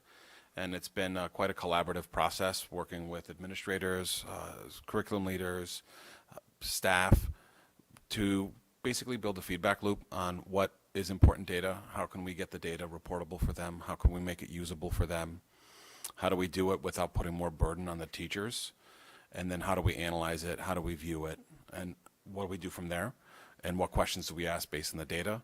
It's been a great process. This has been an amazing year of access with data analytics, and it's created such a good loop that we've been able to build additional things that we hadn't necessarily planned in the beginning of the year. For instance, an SRBI math, a math intervention section of PowerSchool, so we could better document the different math interventions, which sounds simpler than it actually is, because interventions for math are much different than reading interventions. Reading interventions, it's specific programs. Math, it's much more custom tailored. So after a lot of conversations, based on the information from the SRBI handbook, we were able to create that. So now we're able to better track math interventions, as well as discuss with everybody. If they have these data points, how can we get these data points into PowerSchool? How can we get these data points into Tableau and use them for analytics? So if it's information that the teachers are already documenting somewhere in some kind of a spreadsheet, how do we streamline that process and get everything into PowerSchool? So it's been wonderful. We've also increased the amount of Tableau licenses twice this year, because we see the thirst and the want that everybody wants access to Tableau. They're excited to see the data, and then it furthers more questions and more, hey, Dan, can you build this for us? Can you build this for us? And so we go back and forth. I don't tell them what they want. They tell me what they want, and then I work with them.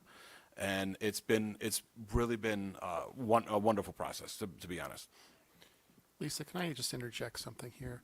I just really want to emphasize, Dan, as an director of technology, he brings both the ET and the IT side. And this data analytics piece, even those who have the ET and the IT side don't necessarily have this. And when he came to us before the pandemic and did some consulting at our curriculum council with the CILs, they were so excited. And when opportunity came up that we could bring him here, this is one of the value adds, because I have this data, the team has the data at their fingertips, and they were yearning for this, and they have it, and it's affecting how it informs instruction. It's real time. It's really helpful. So Dan, thank you. Well, now I'm blushing. Thank you. Always here to help. But you can tell, like Ken said, the district, they were yearning for this. They wanted this. So it's easy. It's very easy for me because they tell me what they want, and I just have to build it for them. So looking forward to moving forward with this, and it's going to be continuing to build on the data analytics and what other great things we can see and what patterns and trends we can find. From an education technology standpoint, we've obviously been using a lot of new online products, really from the pandemic.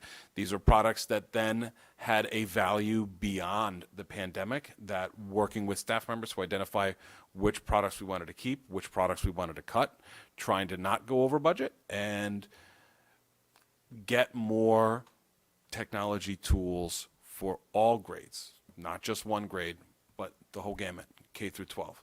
And if it's anything, the pandemic has really taught us that technology is not just a tool in the classroom, but it's incredibly important for everyday teaching and learning. So working with staff members, and we're hoping to continue with that and continue evaluating tools out there. Specifically next year, I want to work on open education resources. So you may hear me coin the term OER a few times over the next year. We're going to be looking at open education resources, which means free. So, but free doesn't necessarily mean good. So we're going to be starting that in September.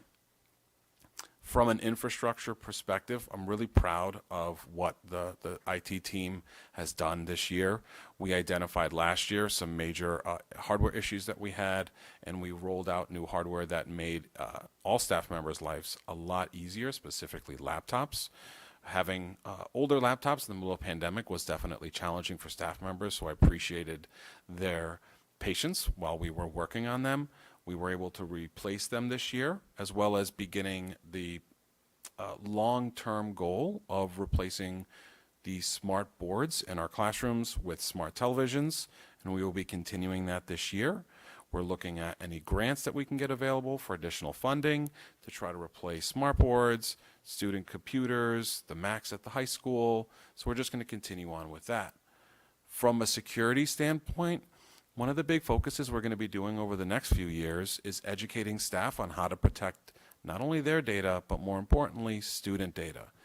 Phishing schemes are getting more and more prevalent, and they're not what they used to be. They're not some foreign prince who wants to give you $4 million.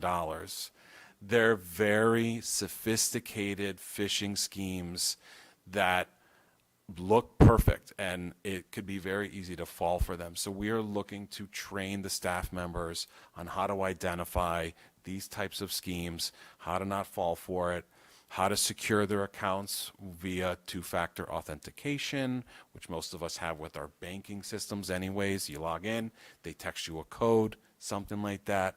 But we would just want to continue the education of staff members on the security of staff and student data. And that's it.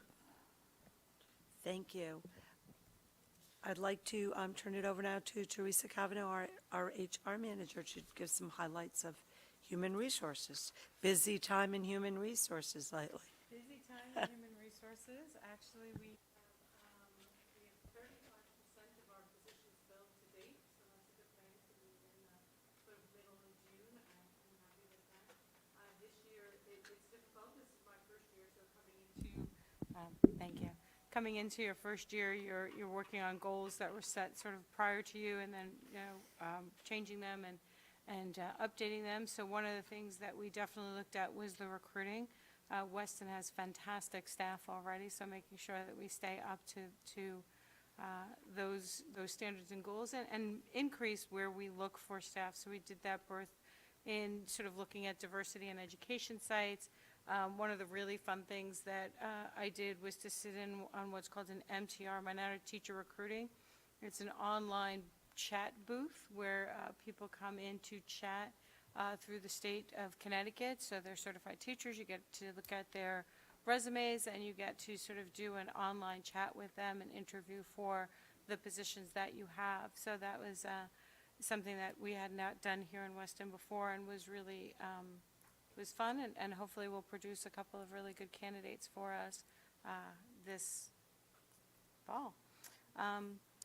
The other part, we took a look at the hiring process. Part of that is tied to where we recruit from, what we look at, who's involved in the interviews. As Melissa and Tony can tell you, we pulled in board members, staff members, especially on a role like the principal role. We wanted to make sure we had all the key stakeholders involved in that process, and that's really important. So prior to that, we did a lot of vetting of the resumes, and then really made sure we had people on both sides of all sides of the spectrum to do some interviewing with us. Finally, the evaluation plan. I did take a look at the evaluation plan that we had for the unaffiliated staff and the AFSCME staff. It wasn't terrible. I think how we were using it might have not been okay, so we looked at that, reviewed it, made some suggestions. We'll always take a look at that and whether or not it makes sense. So I know it says, completed by 2022. It is completed, but that's a living document, so it's always going to be something that we look at. Job descriptions. Job descriptions are always difficult. They change as they change the times, right? So you look at a job that existed 10 years ago, may not exist anymore, and a job that, they say that the students who we are graduating now, as we look at portrait of a graduate, may not be what is in play today. So what are we looking at down the line? So as we look at the job descriptions, just to look and make sure that they meet all of the legal requirements, but also to make sure that they're what we're actually hiring. Some of the teacher job descriptions to say, make sure that they have a word processor. Do any of our teachers still have a word processing, Dan? So, to update some of that language, but to also understand that it's like a new car. The minute you drive it out of the lot, it's a little bit outdated. So that is always an ongoing process. I know it says it's a 2-year goal. It doesn't end there. The minute that we may have a new position that we have to come up, look at and take a job description. I work very closely with my HR team, both in all of the Durgate HR folks, and we look at what are the job descriptions, what are you all looking at, what is everyone hiring, and it's a really great group, and we share a lot of information. I got a request for one today, so that was great. Thank you, Terry. Finance. I'm just going to say a couple of highlights, and then Phil, please feel free to jump in, because we still have Phil's financial update. But I think one of the things that I'm really proud of, and I want to thank Mr. Cross for his patience in answering all of my questions during the budget process, the many hours that he has spent very patiently and painstakingly going through things, and also all of you. I think that we have a really sound budget for next year. I'm really proud of it that we were able to bring it forward to the town boards. It was relatively easy, relatively speaking, but there was a lot of background work, and I want to thank Phil for that. The enrollment presentations are linked there. Sometimes that's a highlight if people want to go back and see some of that work. We have been meeting with the first Black woman in town administrator. Phil, also the director of facilities, Mike Del Mastro, and I have had Zoom meetings. We've gone over in person to town hall. It's kind of nice to get out of the district and go over and see them. And I think that it's helpful, to kind of to keep that partnership going. Phil, I don't know if you have anything else to add to that? Thank you. Safety and security, I'm not really even going to address, because I think we did a great job with the chief tonight going over some of those things.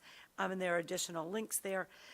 Facilities and operations, I know both Phil and I were at many of the facilities optimization committees, meetings over the course of the year, providing documents, things like that. That work continues. But I do want to highlight, we also have a revised capital improvement plan.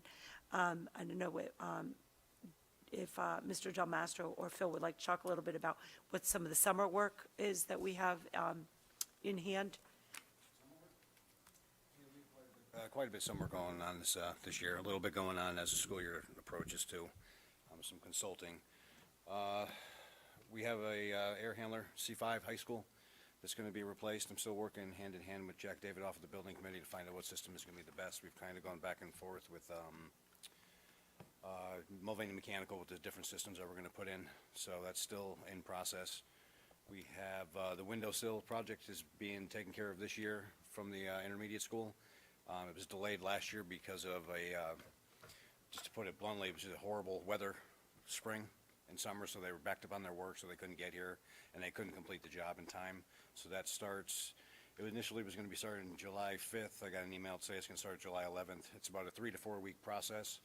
That'll be, it's simple. We don't have much going on in that school for the summer other than a couple of rooms. We have, I don't have the list with me. We have, bear with me for a second here. Those are some of the big highlights. And we Yeah. can also link, and anybody can look at the budget, you can see it. Yeah, that's the majority. We have some, we're gonna do all the pumps for the middle school we're in right now. So that's all hot water, cold water, feeding all the tempered air. That'll be taken care of. We're having everything rebuilt as new. We have, It's going to be a busy summer. yeah. I feel a little bit overwhelmed listening. It's a lot, yeah. We have the air handlers being rebuilt in the old gym of the high school. So those will be rebuilt during the summer as well. That's probably a 14, 15-day process. So, and there still are a few other additional projects, so we definitely have quite a bit going on. It's gonna be a busy, summer. It's gonna be a very fast summer. Yeah. We look forward to the update in September, Mr. Del Mastro. You got Thank it. you.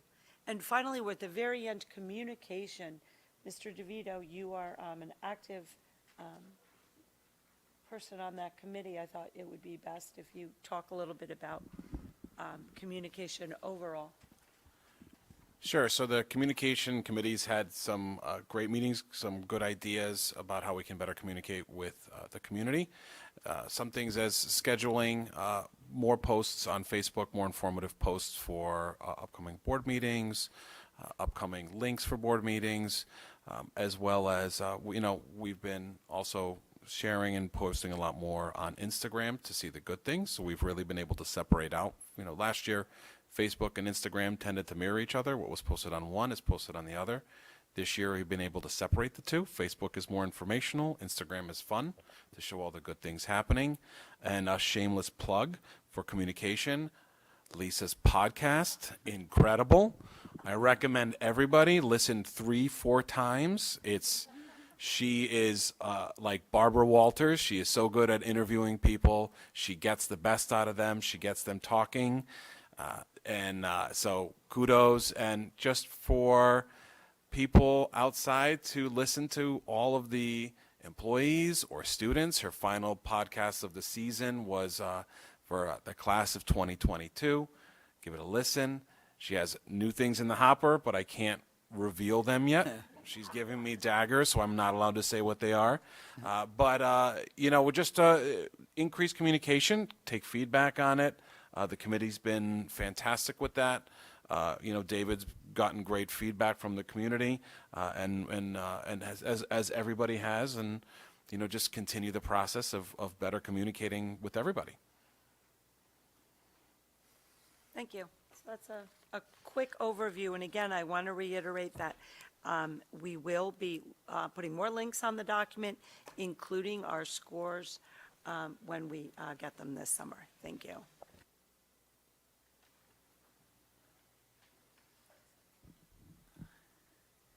Well, just a few things going on in the district this year.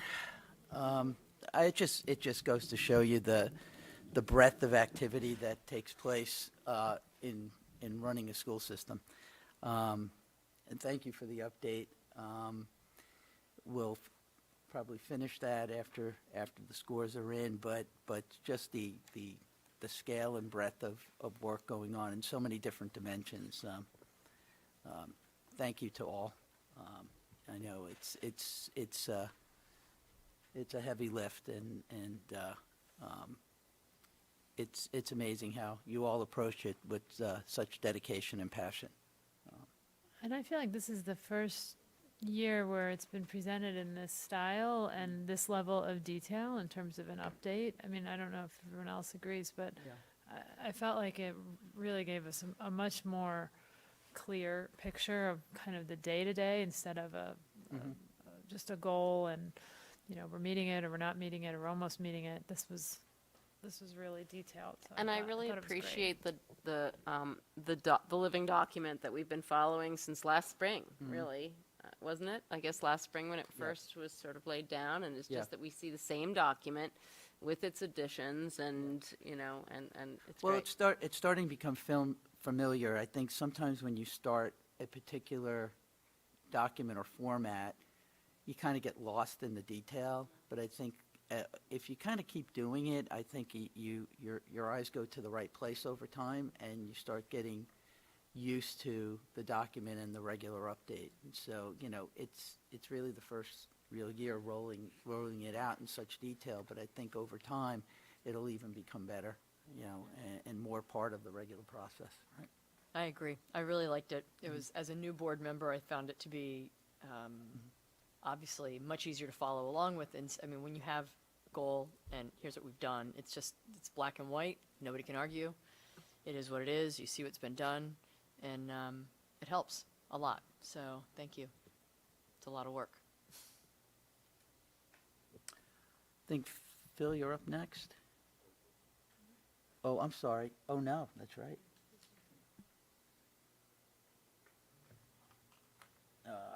Preschool sections, okay.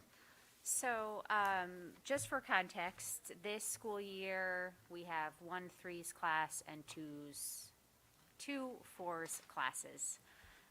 We had a conversation in the April Board of Education meeting about our numbers, number of students that is, and talked in that meeting about the need to add an additional preschool class, particularly in the 4s program.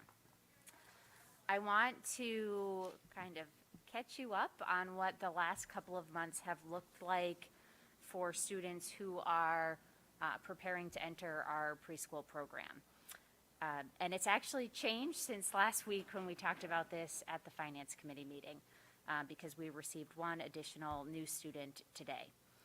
We have had 7 identified special education students slated for our 4s program enter the district since the end of April.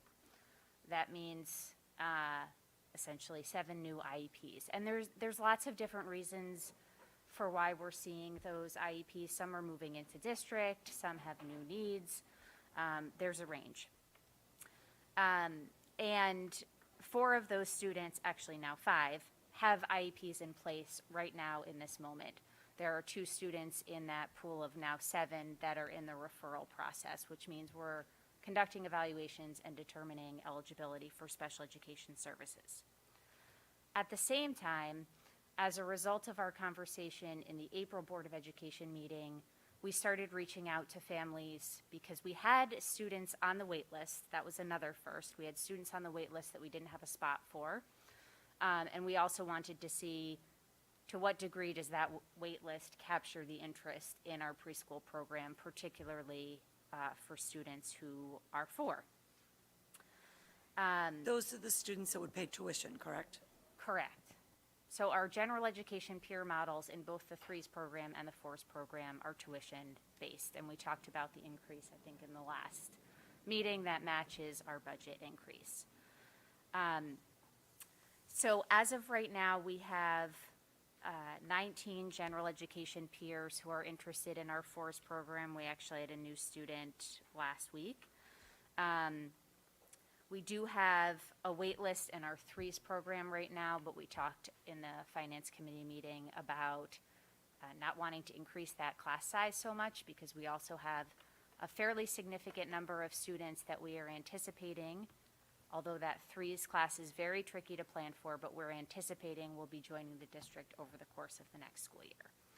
So basically, what all that means is, given the number of special education students and peer models who are planning to participate in our program next year, I would like to revise the April recommendation of adding one forest class to be a recommendation to add 2 forest classes for the upcoming school year.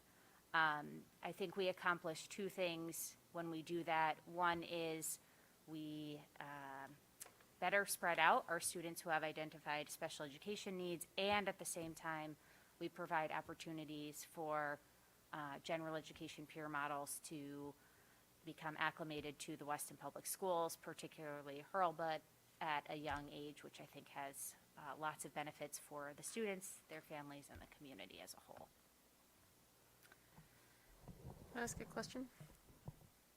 Are you all finished? Yeah. Yeah. Okay. Why would we not also consider an additional 3s? Because we're setting up an infrastructure here where we would have 4 4s and 1 3 classroom. And yet we have a waiting list of 3s.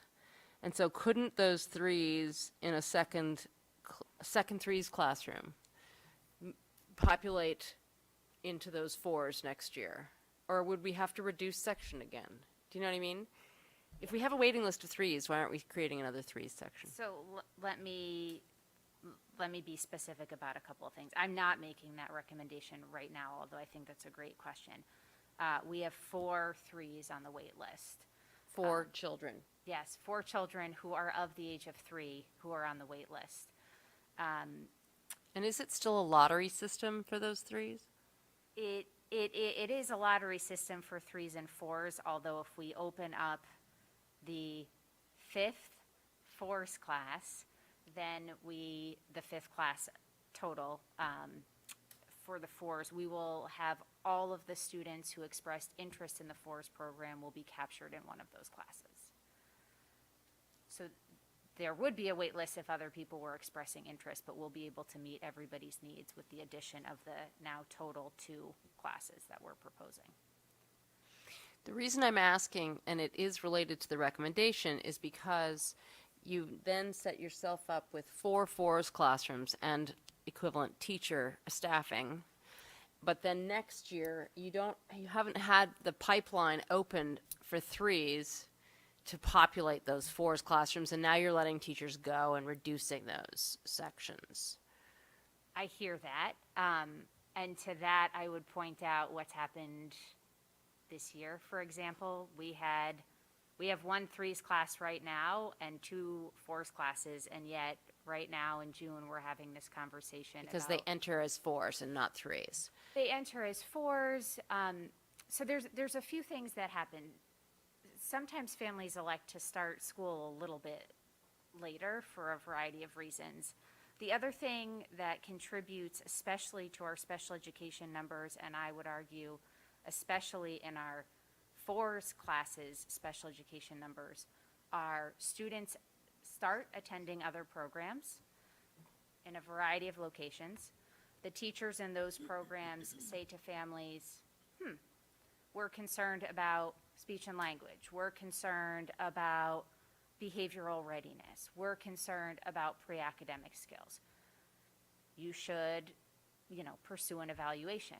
Those families come to us. Those private preschool programs are not engaging in that process. And so we have families that start out someplace else, Right. get referred to us. We do an evaluation and we say, yeah, there are needs. There are needs in the following areas, and this is the program that we're proposing Right. and recommending. I will be very honest with you. I've been monitoring this on a every other day basis, and these numbers change and evolve constantly. Yeah. Especially in that 3s class, birth to 3 works. So there are students who Yeah. exit out of that, and right now I have their anticipated entry date. I don't even have a name. I just have the month and year that they were born, which allows me to project when they would enter if they're eligible. Some of those students disappear. Families move. Again, their needs are met through birth to 3. So it's highly variable, but the FORS number, so I don't want to bank on those too much, but the FORS numbers are very concrete at this point. Like, I know exactly what students we have on the list for each class, and it's a much larger number than I think any of us, and certainly myself, thought we would be talking about at this time of year. Okay. Can I ask a question? I don't know how specific you can get when you are talking to the new families, but do we have a sense of whether or not these are new families who have moved to town, or these families who have been in town who have siblings in the system? Do we have a sense of that with the students? Yeah, I mean, I can't tell you the exact number in each group, but I will tell you it is a combination of all of those things. We have families who are moving from other states. We have families that are moving from other communities in Connecticut. We have families who have siblings who have been through the program or through the system. We have some families who I don't think, they have older children in the system, but I don't think that they participated in ELC at that point, and now there's some interest there. It's a range. And, you know, the other thing that I just kind of want to acknowledge, because I think it's important and relevant when we're thinking about the special education numbers specifically, and I said this last week, think about this cohort of students and what their life experience has been. We're talking about 4-year-olds who have spent the last, 2 years living in a pandemic world. And it's, I would argue it's impacting this particular population very significantly. This is not a trend that's unique to Weston. I do think we have some kind of unique patterns happening with our numbers, but districts in the area are seeing increased need in the preschool program. Their life experiences look very different than an average toddler's experience looked like 5 years ago. And that's out of caution and a whole variety of factors. People are wearing masks. People are not visiting family. People are not having play dates. People are not taking their children to the grocery store, because why run that risk? Versus 5 years ago, parents were generally speaking doing all of those things to help their children become more comfortable navigating those environments. And probably in isolation, there was fewer sort of identifications of special needs, right? Parents were having to do that on their own in an isolated environment. Yes, I mean, I think families were still taking their children for checkups, and I think pediatricians are good people to flag concerns. But yeah, I think people were out a lot less, and these patterns or areas of concern were probably less obvious during that time period. I have a couple of questions. I think I asked this last time. Are these programs costly to the district? Yes. Okay. So how can we afford to do this when there's other things in our regular K-12 program that need attention? Aren't we? Yeah. Well, time out. Do we have to do it? Because I have some numbers. So you said there's, in the FORS level, there's 19 general education students. Yes. How many identified need students are there?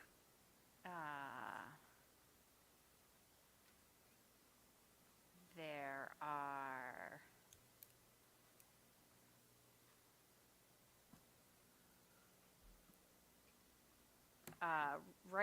there's a couple of anticipated. I would say approximately 30. And what was the ratio? I know that we talked about some of this back in May, so Yes.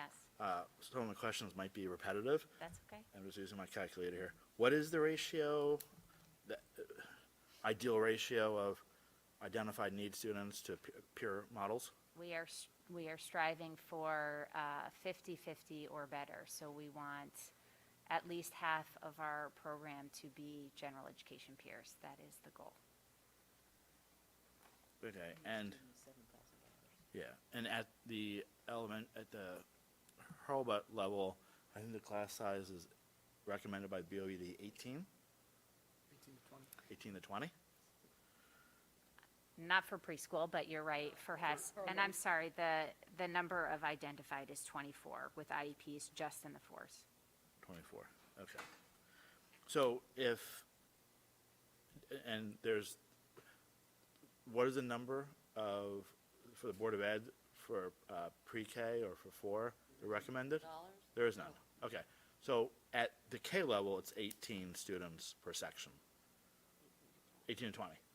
So we could, if it were K level, it would be 9 to 10 peer role models and 9 to 10 identified needs. And we talked about this in the last meeting, I would never recommend a preschool class with 18 students. Absolutely not in a threes program, and I think it's way too high in a fours program.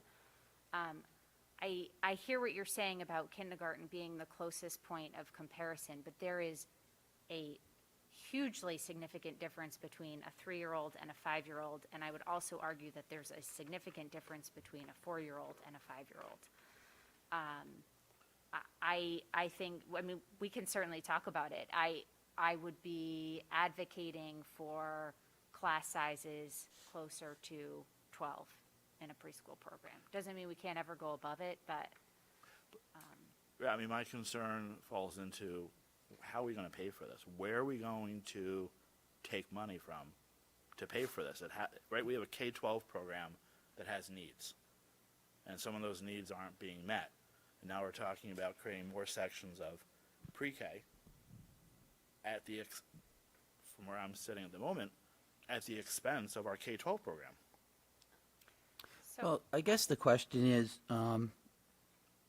what have you asked for in the K-12 program that you haven't gotten? I would Well, say. I don't think that's relevant, but anyway. I would say, yeah, there's always things that we could have, but I'm really very pleased and proud of the budget that we have in meeting the needs of our students in the K through 12 program. Now, this clearly was an unexpected expense that we have to work through, and I think that Mr. Cross has some ideas about that, and it was talked about at the meeting. But the reality is that we need to move in this direction. We need to have balanced preschool classes. If you have been in those classes, which I have been in, you're exactly right. There are tremendous needs in those classes. And if those needs are not addressed, it just puts a strain on kindergarten, first, second, moving up the line. There's a lot of services, but that is the whole point of the birth to 3. So I would encourage you to think of the where we want to be with this program. And yes, it's the academic return on investment is very important, but where we want to be with this program, and then see how we can pay for it. Yeah, I agree. I have to say I agree. Let's set the goal as far as working at the front of the pipe with these kids and making sure in their earliest years, And making sure in their earliest years that they're getting absolutely all of the assistance they need so that they're successful in K-12. Because otherwise, it's gonna, we're gonna see extra need and those associated dollars up the line. That's exactly what I was going to say, too. That's what I was going to say, too. Early intervention is what it's called in Westchester, where I was with my kids. And if you have kids that go through their early intervention program, it lessens their need for 504s and IEPs later on academically for them. Not all of them, clearly, but quite a few of them with a lot of interventional therapies when they are young, preschool age. It lessens the cost on the school system as they go through later. So I think that there is a return on investment as far as that's concerned. But yeah, I mean, do we get any additional state funding for preschool? Since we are required by law to provide preschool, early intervention, as I'll use that term, do we get any additional state funding for that? So the IDEA grant has 2 parts. One is a more substantial amount and one is a relatively small amount. The relatively small amount is the preschool portion of the grant. There is some grant funding. It's not significant. But. So some grant funding, but then there's also tuition for the general ed. The tuition dollars, I think last time you gave us, it was $7,118 per student. What percent is left uncovered? I guess, how far do we have to go into the budget to address David's concern of, taking anything away? I guess, Phil, we went through this in Finance Committee, so maybe Phil can go through it because we did go through it for one. We did. For one section. Now we have to go through it for two sections, but there's two, and I think you're absolutely right. There's a cost to this. Mhm. It's not insignificant. There's probably ways of paying for it this year, Correct. but it's going to be part of the ongoing operating budget In the near term. in future years, and so I think that's a fair, I think that's a conversation we should have. Right. I mean, in terms of the cost, what we're looking at, let's say for each class, we're looking at about $165,000. This is an all-in cost, assuming that the teacher and the paraprofessional that they both will take our benefits package. So we're looking at a cost roughly of about $330,000. We do have an anticipated Pre-tuition. Pre-tuition. 330 combined, 165 per class. This is all in. This is teacher, paraprofessional, FICA Medicare, and also health insurance. What we have, so that's on the gross side. On the net side, we do anticipate receiving tuition revenue or tuition offset of about $100,000. So the cost that we would need net is of roughly $230,000. Now, in terms of ways to pay for that from this year, we will have a surplus for this year. A part of our discussion is to have the Board of Education vote whether or not to have a discussion with the Board of Finance to set aside money in the non-lapsing account to cover this cost. And this will pretty much cover the cost for these two sections. Now, there may or may not be a need to cover these costs or need to go for the non-lapsing account because we still have a lot in place in terms of turnover savings and the like. So it's still a little bit early to say whether or not we will need it, but on the safe side, I think it is important that we do have the discussion with the Board of Finance. So this is for this is going to basically be part of the expenses for the next year. Correct. So it will be a part of the expenses for next year if it is approved to add these two sections. Just from a non-financial discussion, we've always discussed about the need to have these students in our program, and I think Taffy mentioned this at an early age because it gets them acclimated, to Weston and all the services that we provide, and it makes it easier, Sharon, as we move up the ladder. Yes, there will be a cost, but I think for this year, we have the resources available to us to cover this cost. In terms of that we did not cover everything from a K-12 perspective, I think for this year, we did cover everything that we need. We don't have a lot of new items that we have, so there's always a need, what can we purchase with our funds? And we always try to be as transparent as possible with what we're planning to do. The significant acts that we have going forward will be in the need of our replacement cycle for technology, and I think we have a plan going forward for that. I think the board and the town has been extremely generous in terms of funding for our program, so I cannot say that we are in need of anything. I think we have done a lot in terms of managing our resources and ensuring that resources are allocated to the specific areas that they're needed. So it sounds like you can pay for this coming year. Correct. But after that, we also have pressure with all the things that we use ESSER funds for, right? Because we don't know if we're going to get ESSER funds in 23, 24. So I just feel like there's a lot of pressure. Right. So yeah, but I mean, if I may, Phil, and we went into and we were very planful with the budget and how we spent the ESSER funds to account for that. In certain areas of intervention, knowing that those areas it would be reduced slightly, building up professional development, making sure that the curriculum instructional leader for math is now in this operating budget moving forward. The other thing I want to point out is yes, this was a surprise. This upcoming year, we have one less section of 5th grade.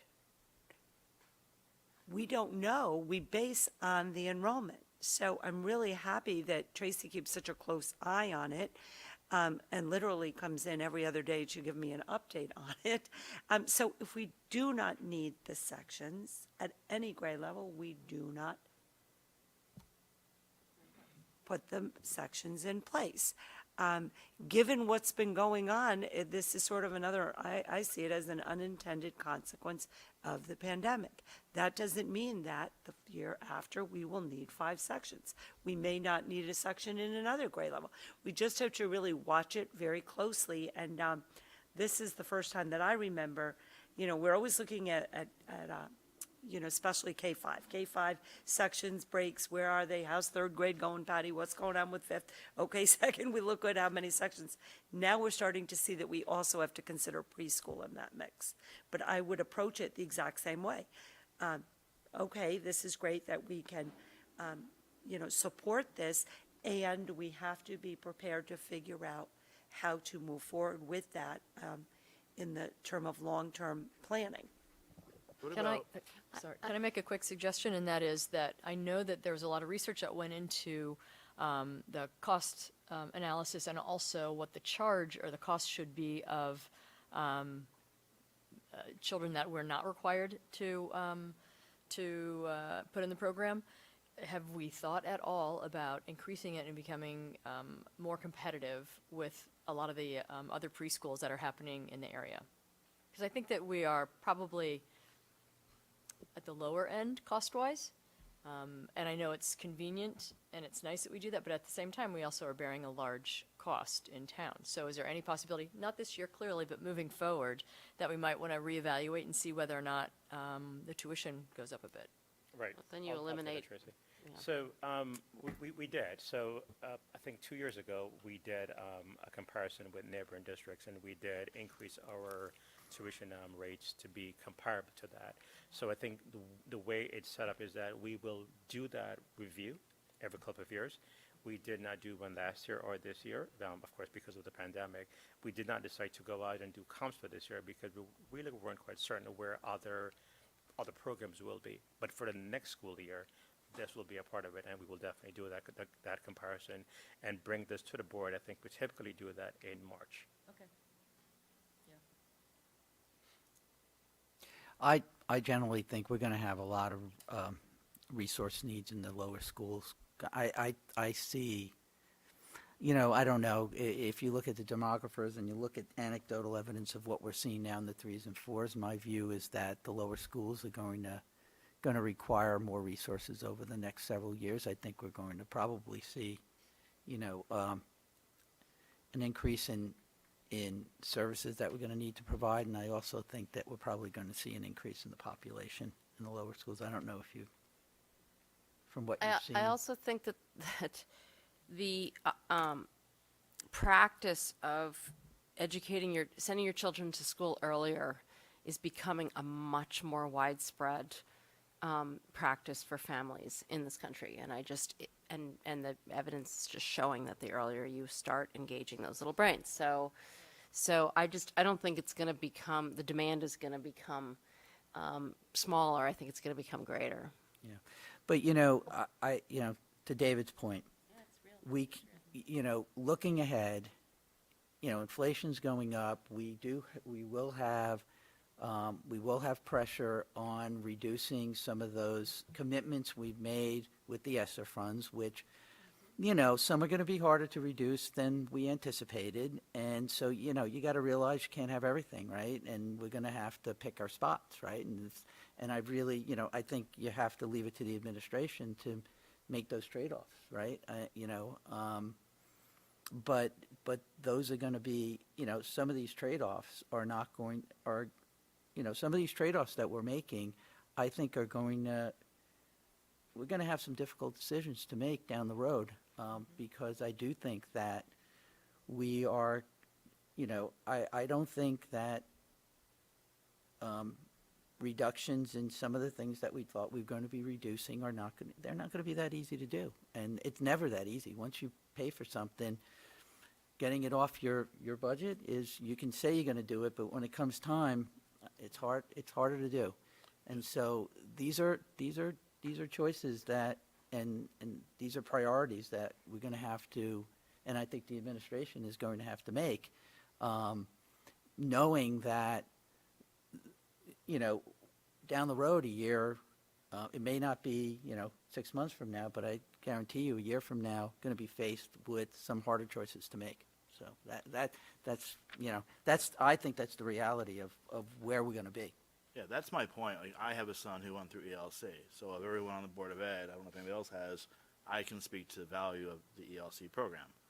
My concern is that, like Tony said, we're going to be faced with having to make some trade-offs, and I think that if we don't go into it, having a brief discussion tonight to say that we are prepared, and what it sounds like is we are prepared, that we're going to be having to make some choices in the future, and we're not talking 3 years down the road. We're talking 6, 8, 9 months down the road. Yep. And this is something that is a higher value, higher priority, better return on academic investment. We're going to have to find something that's a trade-off. So my questions really were in line with, we have this pressure coming at us in the next 6, 9, 12 months. And so if we're going to do this, we may have to reconsider that. I agree, but I also see that Tracy is really stuck between a rock and a hard place here. If she has 24 identified students, and if there's a classroom of 12 students, Right.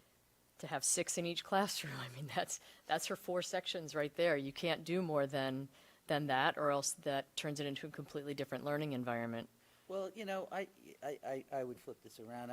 While Tracy might be between a rock and a hard place, this is also an opportunity for us. But it doesn't come for free. I mean, that's really it.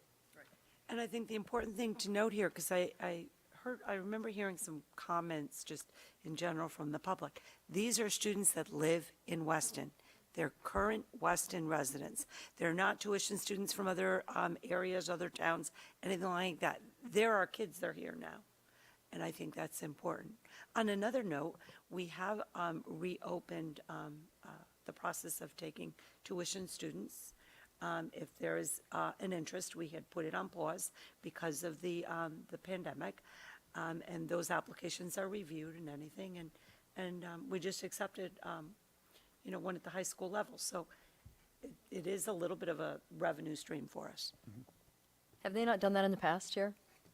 No, Tuitions? we have, but we stopped during COVID. Okay, all right. We put a it's hold on phenomenal it. program. And while it's not a lot, because we meet with the families to see, if it's appropriate, we have begun that process again. Good. All right. Yeah, can I have a motion? And this is a motion this is just to approve the sections. And I think that ultimately, this has a budgetary impact, or it has a financial impact that the administration is going to need to come up with a couple of alternatives on how to actually pay for it next year, right? So Right. I don't think we need to decide now. We don't. The only thing, just to consider, is if the board will vote to give us permission to have a discussion with the Board of Finance about a non-lapsing account. If the 2022-2023 school year. Perfect. I don't have the language. That was Oh. just out of memory. That was good. You will in a second. No, I can't log in. Oh. Can I have a second? Second. Okay, thanks, Taffy. All in favor? All opposed? Okay, motion passes. Thank you. Thank you, Tracy. Now you're up, Phil. Financial update. Right. So it's been a year that, of course, we could never anticipate. I don't think when we planned our budget, we did anticipate having a surplus that we have right now. And I just always like to remind everyone that we are still in the midst of COVID, or we were. and a lot of the savings that we realized for this year is a result of COVID. The large number here has to do with salaries. A lot of it has to do with people who are either out in FML, or people who are positions that were just vacant because for whatever reason. So that's the main drivers that we have in terms of why we have the savings for salary. In addition to that as well, is also health insurance. Our census is significantly down compared to what we have budgeted and also to what we have seen in the past. So those two items combined in terms of salaries and benefits, we're looking at close to $1 million, minus some other offsets. Now, with that said, the month-over-month change that we have, we're seeing an increase to our projected surplus of $235,000. The items that really drive this again, salaries, benefits. We had some professional services that we had to increase the cost of. Other purchase services for SPED, and this is primarily driven from adjustments that we have made for attendance. We have supplies, increase in supplies need, equipment purchases that we do plan on making this year, both for grounds and for instrument storage at the high school. The big number here, $200,000, has to do with excess costs. We did report back in December that based on the numbers that we reported, that we thought we were going to see a reduction in our budget in anticipated receipts of about $170 or so $1,000.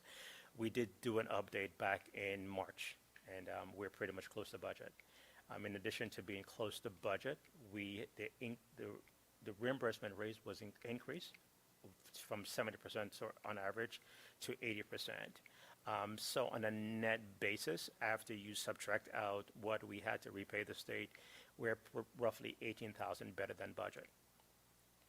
So that's pretty much where we are for the year. Do I anticipate that this number will hold for the remainder of the year? It will. There's still some items that we're still looking into to see if they will have, what impact they will have, but I do not anticipate a significant move from where we are right now. Yeah, the turnover savings and the significant number of open spots, really is the difference, right? It's the $1 million is really salary and benefits that weren't paid. Absolutely. Right. The question is, do you anticipate that in September we will be accruing at the budget rate, or will we still have accruing a savings on the new in the new budget year? Correct. So I think that we will have that discussion. I think we started to have that discussion in our meetings. Mm-hmm. So at about October or so, we should have a sense as to where we are and and how we're trending. So we will start those initial discussions in October of next year, Mm-hmm. or in October next year, fiscal year, of course.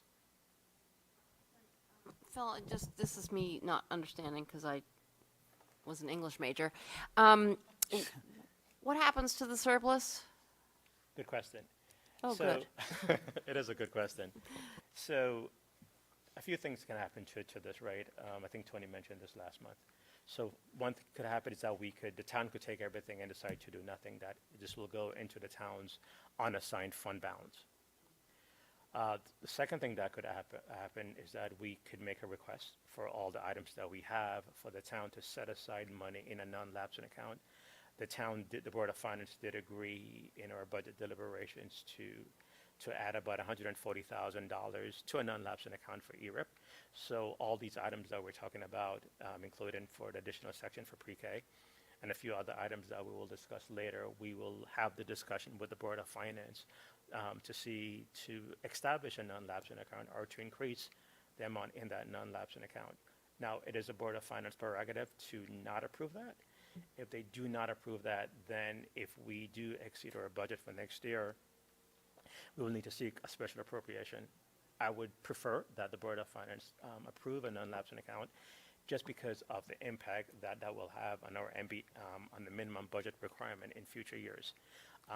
Well, not only that, taxpayers already been taxed. Correct. Right. So, yeah. So if we can find ways of paying for certain things that we want in this budget year, or having a non-lapsing account to be able to roll it over into the next year, is probably the smartest thing to do, rather than it just going back into the town's unallocated reserve balance. You know. How amenable has the Board of Finance been to, because I thought that we had been denied a couple of non-lapsing accounts in the past. Is that not correct?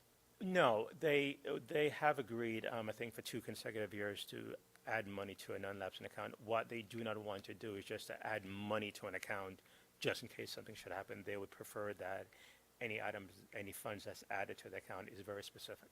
And then the money that's in that non-lapsing account, in order for us to use it, we have to go to them and tell them exactly what we want to use the money for out of the non-lapsing, or is that at our discretion? No, it's not at our discretion. So they would, my understanding based on previous conversations, is that they will only establish this account if the use is very specific. Oh, we Like, have for to example- specify what the use is prior to putting it into the That is correct, non-lapsing? before. Okay, Yeah. okay. Phil, I have a finance question. I don't know if it's on here because I've not figured out yet how to turn the page. He's looking at it sideways. I am. With all of the disruptions to the buses, are there any cost savings there because we're running fewer buses? Sure. So there is. So for this year, we did receive, I think, also coming back from next year, I think we have about 70, there's a line item, one second. What page? Object code on the very last page, object code 99204 of 77,000. So we did receive credits from the bus company of about $77,000. It all depends. So a lot of the credits that we will receive, we may not receive. We may have some credits coming into next year. I think so. Last year we had some credits, and we also have credits for this year. I figured out how to flip my page. That's okay. I opened a tech support request. No. What it was on the last page? You said On the very last page of 9204. correct. Okay. And is that something you think is going to go up or? In terms of the credit for this year, Yeah. maybe not. Based on the timing of stuff, this may impact or be rolled over into fiscal 23. Okay. And is that credit also offset by the much higher? So right, we have higher fuel costs. Yes. And then we have a lack of buses running because we have a staff. Correct. We have a shortage of drivers. So I presume it's a give Yeah, and take type of. I think we may be a little bit more positive on the net side. I don't think we will see as much as I think the fuel increase for. Hold on one second. Yeah, so we're going to be about $53,000 over on fuel costs. So we'll be positive about 20,000 or so. Thanks. You know, there is still a concern, as you mentioned, fuel costs, because of the increase in rates. We have not locked in. The town is not locked in, and the Board of Education is also a member of a consortium, and that consortium is also not locked in any rates because the numbers keep increasing, and no one is really comfortable at this point locking in. So we're not quite sure where we will ultimately be in terms of what the cost is. I think for our budget, we're at about $450 or so for both diesel and gasoline.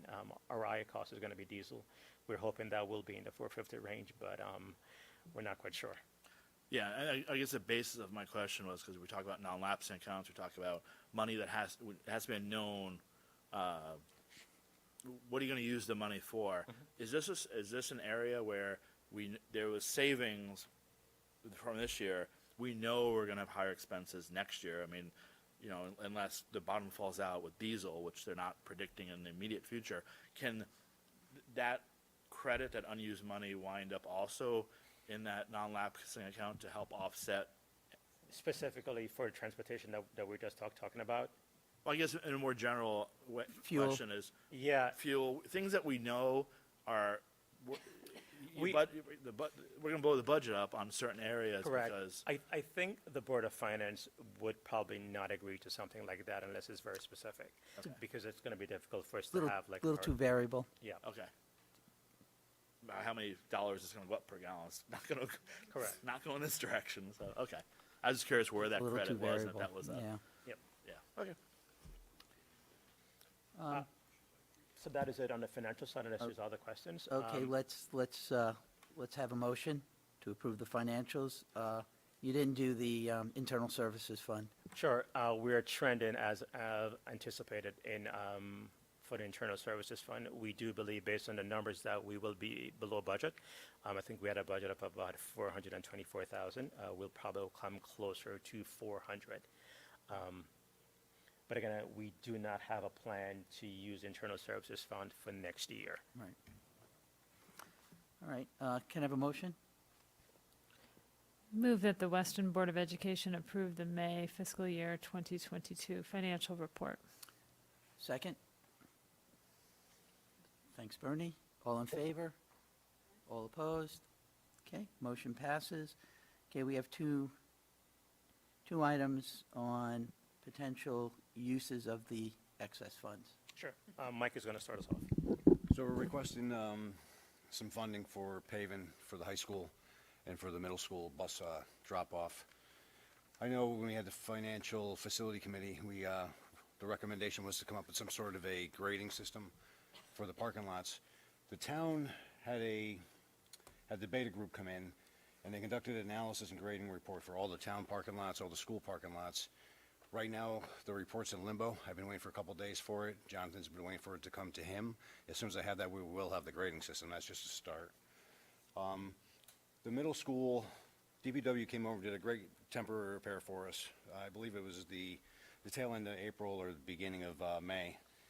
Holding up pretty well, but we still have a lot of spidering going on over there. So what's going to happen is next fall, winter, we're going to be in the same position that we were in this year. We're going to have all the spidering come up, and then everything that they put down is going to come up.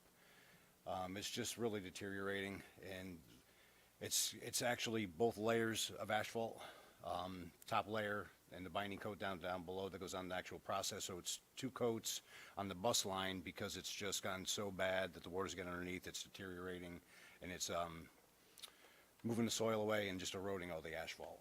So that's a request for the middle school.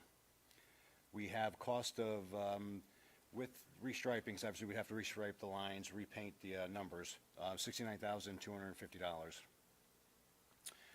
at 24,000 square feet. And we're also requesting for the high school, I'm not sure if anyone's ever seen paving done. You have your truck that dumps the actual asphalt into a box, into a machine, and then it puts down a nice clean coat of asphalt.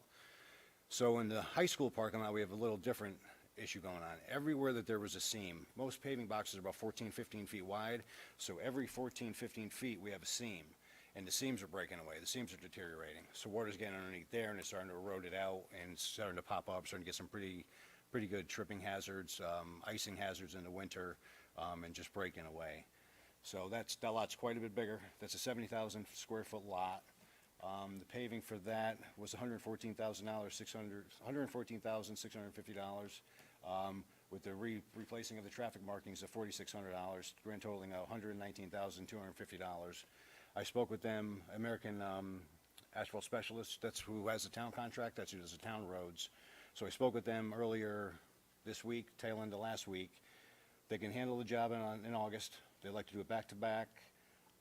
Contingency with the fuel costs, oil costs, everything else goes up. So their costs went up rather minimal for the oil costs that we have, of about $6,000, $7,000 in that window. They don't really know what the cost will be until we actually get the product. So both lots paved, curbed, striping, totals in with the $7,000 addition for the actual the rise in the asphalt for $195,500. Now, when we think about this, we have to remember that in our budget for this year, we did have a line item to replace repave the parking lot for the high school. That was at about a $500,000 cost, and that was really more of an estimate, and we try to be more in line with estimates that were being used by the current consultant that the town has. So we have since then just gotten some hard numbers. So when we look ahead, right, and in terms of what we need to do to mitigate not only the expenditure for the Board of Education, but overall the expenditure for the town, we're proposing that we do this year because we do have the funds available. and secondly, because the taxpayers have already been taxed on it. Now, so as things get harder and if we begin to feel the pressure of inflation, items such as a parking lot can easily be put on the back burner, right, and wait for another year. I think we're at the point right now where we need to start making investment in our property.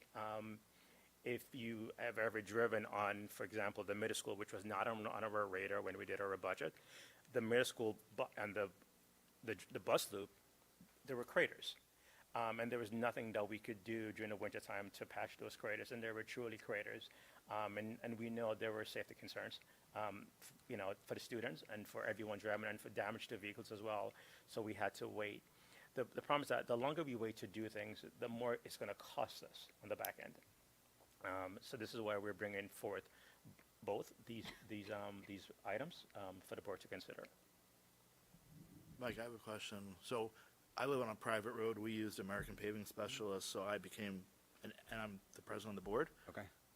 So I became an expert on all the paving options. Is this a mill and pave, or is it just a cap? This is a mill and pave. Mill pave. Yeah. Okay. It's a mill 4 inches at the middle school bus line, and then the parking area is going to be a mill of 2 inches. And then the high school will be an entire 2 inch.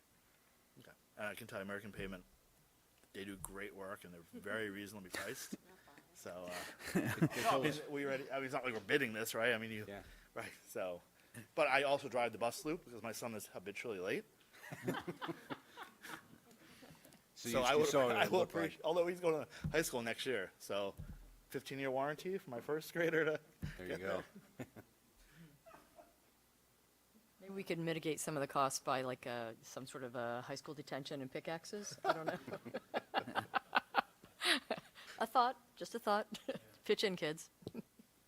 So I'm not quite sure, to be honest with you, in terms of a process. I think the process is we approve it here, but ultimately the use of any excess funds has to go. I mean, we have to talk to the Board of Finance about it as well. Correct, right. I mean, it's within our budget, but I think we have developed a relationship where we're very transparent to everything that we do, and we discuss items that have not been budgeted with the Board of Finance. So I think that is the way we should continue to do that. Mm-hmm. And this isn't an opportunity to go to our capital plans beyond this that are maybe higher priority and use the surplus for those things? I don't know. Maybe that's a dumb question. You know, so a lot. How, well, there's two issues. One issue is what can we do? What's the priority, right? Does this fall? Is this your highest priority right now? And how quick can you get it done? Because we wanted to. Yeah. So Oh, okay. I don't think I answered the question, but. You did. Yeah. And even in terms of the items, in terms of what's a priority, this particular item was a priority item. But because of, again, just working in a collaborative fashion with the town had a greater need in terms of capital, so we deferred. And we gave concession because the Board of Finance also, and also the Board of Selectmen, gave concession for us to do duct cleaning, which typically should have been operating costs. And they did allow us to put that as a part of capital. Right, got it. And I remember the $500,000, the town specific, I think the conversation came up. That really is a capital that the town should cover. So I don't imagine a lot of pushback on saying, hey, we want to cover this, because. I don't think there will be, but. Correct, yeah. I think because the parking lot, so this main school road would be the town. Mm-hmm. I think the parking lot and the bus loops are Board of Education. Okay. And it's bad. It needs it. Okay. So can we have a motion so we can get started on it? Okay.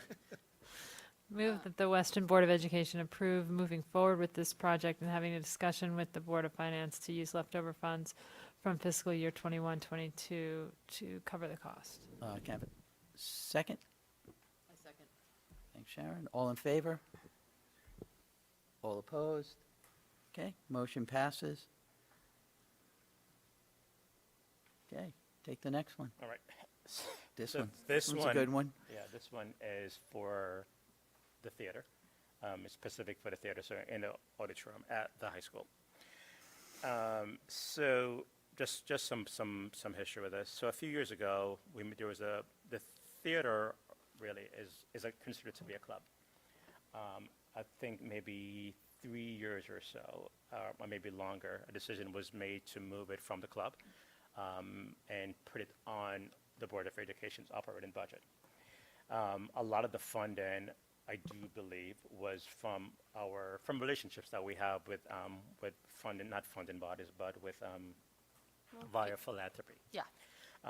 There's been a change in philanthropy over the past couple of years, and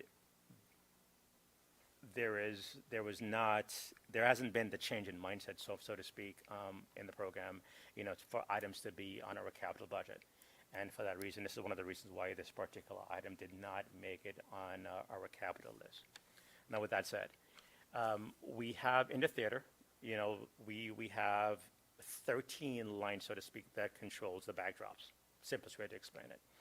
Those were installed when the auditorium was renovated 15 years or so ago. Now, for each of those rigs, they're called motorized rigging equipment. They have a drive, which pretty much is a small computer that speaks to a main controller in the theater. Those drives are starting to fail. We had to replace one of those drives in February, and I think this was prior to one of the events that they had. Now, again, so we have 11 remaining. No, I'm sorry. We have 12 remaining. So the proposal right now is to replace all of those things. And this is really a two-phase project. The first phase is to change out all of the drives. And the second phase, ultimately, is to replace the controller. The controller was also installed 15 years ago when the theater was renovated. It currently runs on a PC. It makes it a little bit challenging to repair. I think they've had to change the PC twice in the past couple of years.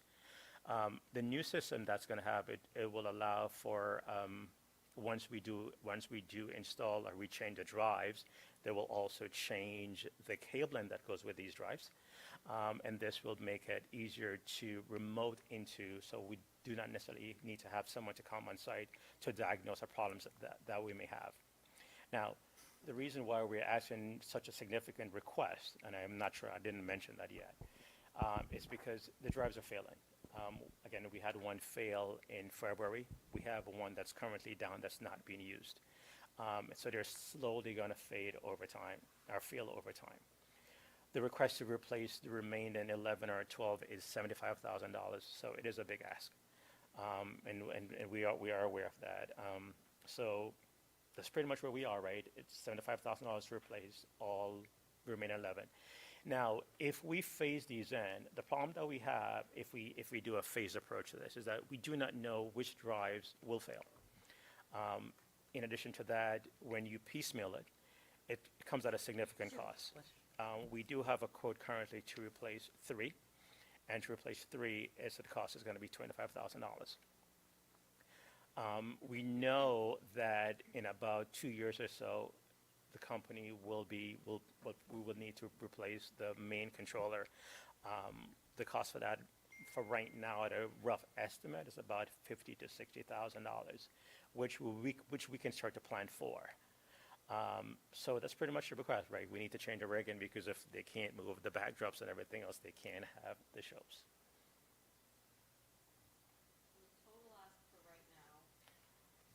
The total request for right now is about $76,000, and this will replace all of the drives. Yes.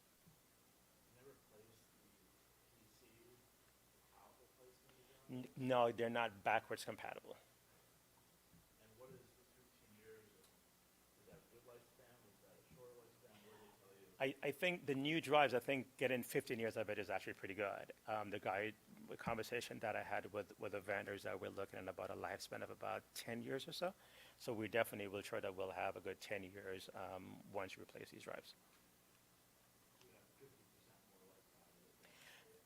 Correct, and it is right. Correct, and it's very possible that we may end up with more than the 10, and I think we did well with what we had before. So we have been replacing them piecemeal, and the one that we did replace back in February was at a cost of approximately $12,000 for one. Correct. Yes, and that's pretty much the recommendation that we had. Initially, we were going to make a recommendation for 3, but we spoke with the vendor and he's saying that because of the cost to have the labor come in, as you said, economies of scale. So I think it's best to just replace them. We will be having ongoing conversation with the high school and with the theater department in terms of what the needs are going forward. We know, just in terms of just this entire system, that system will need to be replaced about two years or so. They currently do not have a replacement for it.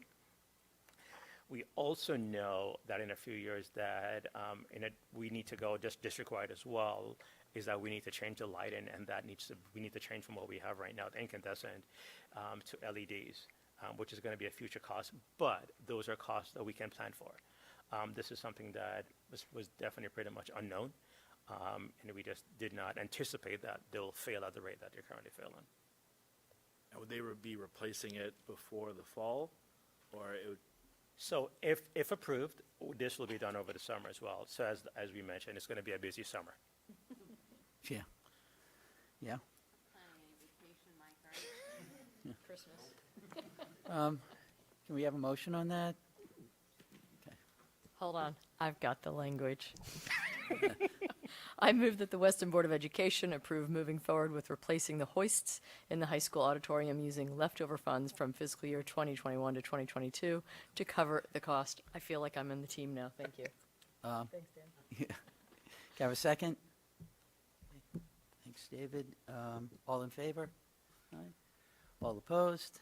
Okay, motion passes. Thank you very much. And on behalf of Liz Morris, who could not be here tonight, thank you on her behalf as well. Do we all I'm get sure she's thrilled. a free ticket front row to I'll have that conversation with Okay. her. Anything from the committee chairs? Anything to report? No? Okay, so this is actually the last regular board meeting for the school year. But that doesn't mean our work doesn't continue into the summer. But first of all, I want to just thank the administration and the entire staff for all of the hard work this year. Even though students are back in person, it's anything but a normal year. I think that the challenges that, in some ways, the challenges that we seem to be facing, both, learning, social, emotional, as well as what I think are going to be some fiscal challenges as well in the coming years, are probably a lot more than we even anticipated while we were going through COVID. And I couldn't think of a better leadership team to be facing those challenges in the future. And I want to thank you for all of the hard work this year and for what is going to be, I think, a challenging couple of years as we actually work through all of the after effects of the pandemic that we've been working through. Thank you. So in terms of the summer, where are we going in terms of the summer work for the board? While this is the last monthly meeting, we have to actually do all the contract approvals before October 1st, but not leases. We do leases in July. Tecton is going to be back probably in July, continue some of the work. They owe us a meeting to continue some of the work on facilities. And then in July and August, we have goal setting. Couple of announcements. This is Taffy's last meeting. She's transitioning off of the board over the course of probably the next several weeks. I can't tell you what an asset you've been to the district and to the town. The work and the passion you bring to curriculum has been fantastic, and you're really going to be missed. but I don't know if you want to say anything. Just that it's been a joy and so much fun to be with all of you, and such a pain in the neck at moments and such a joy at others, as we all know. Only leaving because of personal health issues in our family, which I have to attend to.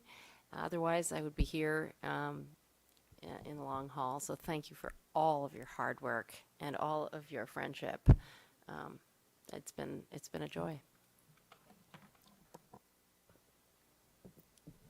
Can I just say something? Sure. Yeah, Taffy,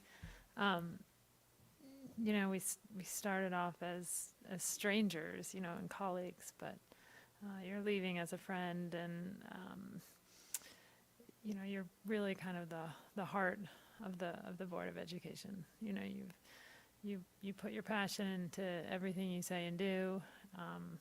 We haven't always agreed on the substance, but you're incredibly open-minded and willing to look at things from a different perspective, and you'll be really missed. Yeah, no, absolutely.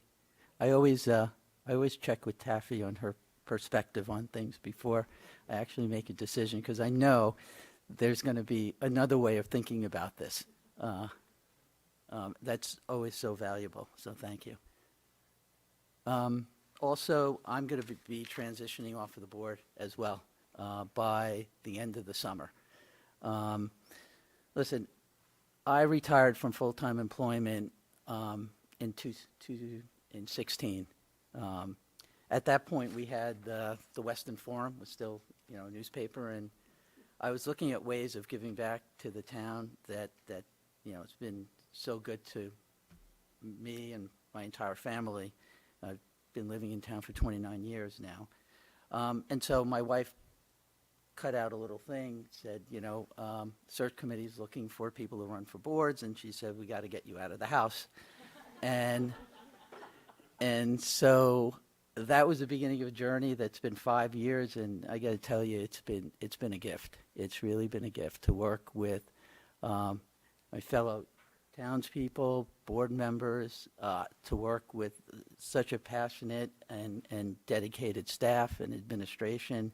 We've gone through a lot together, and I agree. We started out as people who hardly knew each other, and we end up as friends. But I'll be here for the course of the whole summer through all of the workshops to onboard new board members when the search committees decide who those board members are going to be on the negotiation teams for the contract negotiations. And so hopefully, you know, the workshops, you know, the goal-setting workshops, and hopefully we'll wrap things up by the end of August, and at that point, I'll transition off the board. But I'd love to thank everyone for their support and encouragement and their hard work. Thank you. We're really going to miss you, Tony. Yeah, we're really going to miss you. Before I took this position, before I was appointed this position, I talked to some friends, and I was like, you know, I'm not sure, and I'm kind of really thinking about this. And one of the big sales pitches to me on why this was a great move for me was you being here. And they're like, Tony has got you. He has got you. He's like the best. You're going to learn from the best. He's wonderful, and he'll protect you. And you have, and thank you very much. It's been really great working for you, and we're all going to miss you. So good luck. We really are going to miss you. Yeah. And I won't miss you, because I'll be sitting there with we'll have our umbrella drinks watching the video of the board meeting. But I do want to just thank you for teaching me so much. I've learned a great deal from you, and I always knew that when things were getting a little hairy or nerve-wracking, I could call Tony, and Tony would do this. He would say, that's okay. Yeah. That's okay. He would just, and I believed him. And so, Tony, thank you for your measured, calm, level-headed really, really smart way of operating this board and being friends and teachers to all of us. Yeah, thank you. Listen, the one thing that I didn't say is the reason I'm transitioning off, right? And you know, I've spent 25 years in finance on a plane, and not a lot of time at home, and it's time to start my retirement. We're planning a lot of travel. That's going to probably take me away from town during what are, you know, are those periods of time where I really need to be here, like at the beginning of the school year, during budget time, in January and February. So it's kind of not fair to keep the seat. It's really fair to kind of open up the seat to others who can raise their hand and really be more present, you know, over the next year. And that's kind of what small town government should be. I mean, you raise your hand, you spend time giving back to the town, and then when it's time, and then you go back to your life and open the seat up for others to participate. But anyway. Well, I want to make sure I say something as well. I know you're probably getting uncomfortable with all the accolades, but you're going to have to put up with just one more. You know, you've been incredible to work with, Tony. There's not a more dedicated, compassionate, thoughtful person in Weston, and what you've given the Weston Public Schools is a gift that you'll see, and the townspeople and the students will have for the rest of their lives. And you've been an incredible partner to work with. I mean, we're on opposite sides of the aisle, but it's been a true partnership. And you know, those COVID years, there were times where I saw you on Zoom, you know, more than I saw my family in my own house, right? I mean, we put in a lot of time together, and you'll be really missed, and your contributions to this school district cannot be measured. Yeah, thank you. And I'll add one Thanks, more everyone. thing, because it was like you were always available to me anytime I had a question, process, and I was told, oh, you can't cross party lines. I'm like, you don't know Tony. If you suggest that. So you were very available to me, and you always answered my questions with honor and loyalty to the Board of Education and not to a party, and I appreciate that.